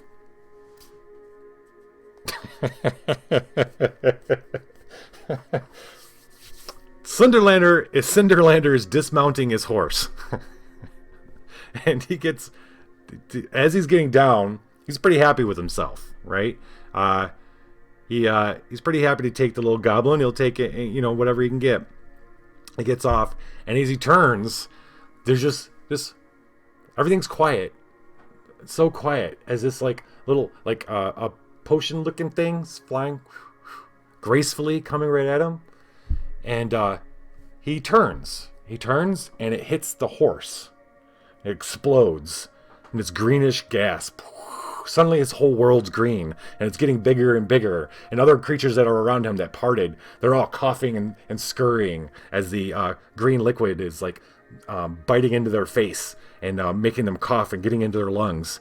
And he immediately he holds his breath the moment it hits, but it still got in him, so he's fighting a cough, and he runs out of, knowing well enough what he needs to do, he runs out of the cloud towards the goblin, because that'd be the safest place at the moment, is towards the guy who just threw the bomb. As he comes out of the cloud, he sees Fumbus, and he expected in some way, shape, or form for him to be running, but instead Fumbus is just sitting there with his bolus, just and the bolus.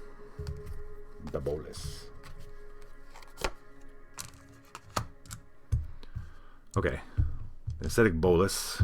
That's D10, D6, D4. Discard a card, add fire. We're gonna burn him. There is no diplomacy here. We diplomaed out. It'll be additionally recharged. Add another D4. Will do. Will do. Anything else? Oh yeah, we have just to throw it on. Hakon's gonna bless this, so that's another D10.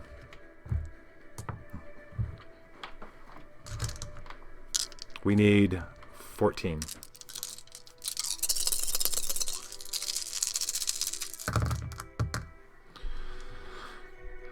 We need plus 20 would be awesome. So 15, 16, 17, 18, 19. Wait, hold on. Math. 19, 20, 26. So close. Oh no, 26 plus 3 is 30. Fuck yeah. All right. No, that would have been 37. Never mind. If I can do 20 over what I needed, I get a respect point. That's part of the thing right now. But that's not 37. But it is. His ass is dead. The Cinderlander erupts in flames. Going down in flames, just like a lot of the other people did today. His hat goes first, and then his hair, that goofy hat. And he falls to his knees. His lungs now infected with the poison from the noxious bomb. He coughs, and the green comes out and catches flames. The last thing he sees is his breath on fire, and he thinks, look at me, I'm a fucking dragon. And then he's dead. And then suddenly Fumbus looks up in a hail of in a flurry of hoof sounds. The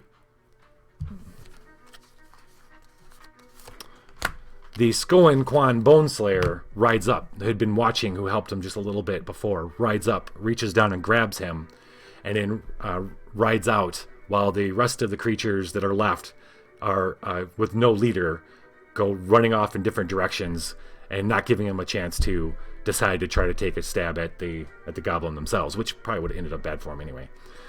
So Hakon, Lenny, and Fumbus meet back up at the camp. Tired, but the Skoan Qua Boneslayer stays with them the whole time until the other two elder Shawantas show up with a war party of like 20 or 30.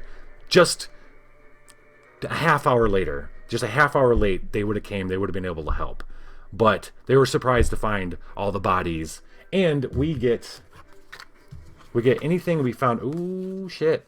Anything that was left, we get. Look at that worm smite. I don't know if that's good or not. 1d8 plus, yeah. And then there we go. Here we go. Who had this? That's freaking Hakon now. Thundering Earthbreaker? That's mine. Hippity hoppity, that's my property. We'll just do this. Now, that was intermission. That was they still need to perform the last trial. That's not tonight. That's the next episode. Hakon, Lenny, and Fumbus are out here in the wastelands trying to impress the barbarian tribe. And let me tell you, they're pretty impressed. They still have one more trial to do, and that they will take care of next in 2 weeks. Y'all, thank you. Yes, Jeff. It's all right. I'm ending now. You have a great night, man. Y'all have a great night. Thank you very much for coming over. Make sure you tune in tomorrow night for Drunks and Dragons. It's at 6 p.m. Pacific Standard Time to see the Hep versus Tapeworm fight. Appropriate music. All right. Next week will be Apocrypha Adventure Card Game for Tales from the Dungeon on Saturday night. And of course, Pogli and Blory's Video Fun Time on Friday night. Y'all have yourselves a great night. Viva la Dungeon! Now, one might think that saving an ancient temple from a gigantic red demon ape and being swallowed by an enormous fire-breathing worm would be enough to make you think that, maybe these people are the real deal. Maybe they're cool. But no, not for the Shawanti tribe. What a bunch of hard asses. Or sick jokers, right? I mean, can you imagine Hecka, Linny, and Fumbus literally carved their way out of a giant worm's gullet. Yes, what more do these people want? Turns out, one more trial. Yeah, come on, people. We have legitimate heroes here. How much more do they need, really? Well, it does turn out that before the next trial, the heroes do get to have a little bit of fun.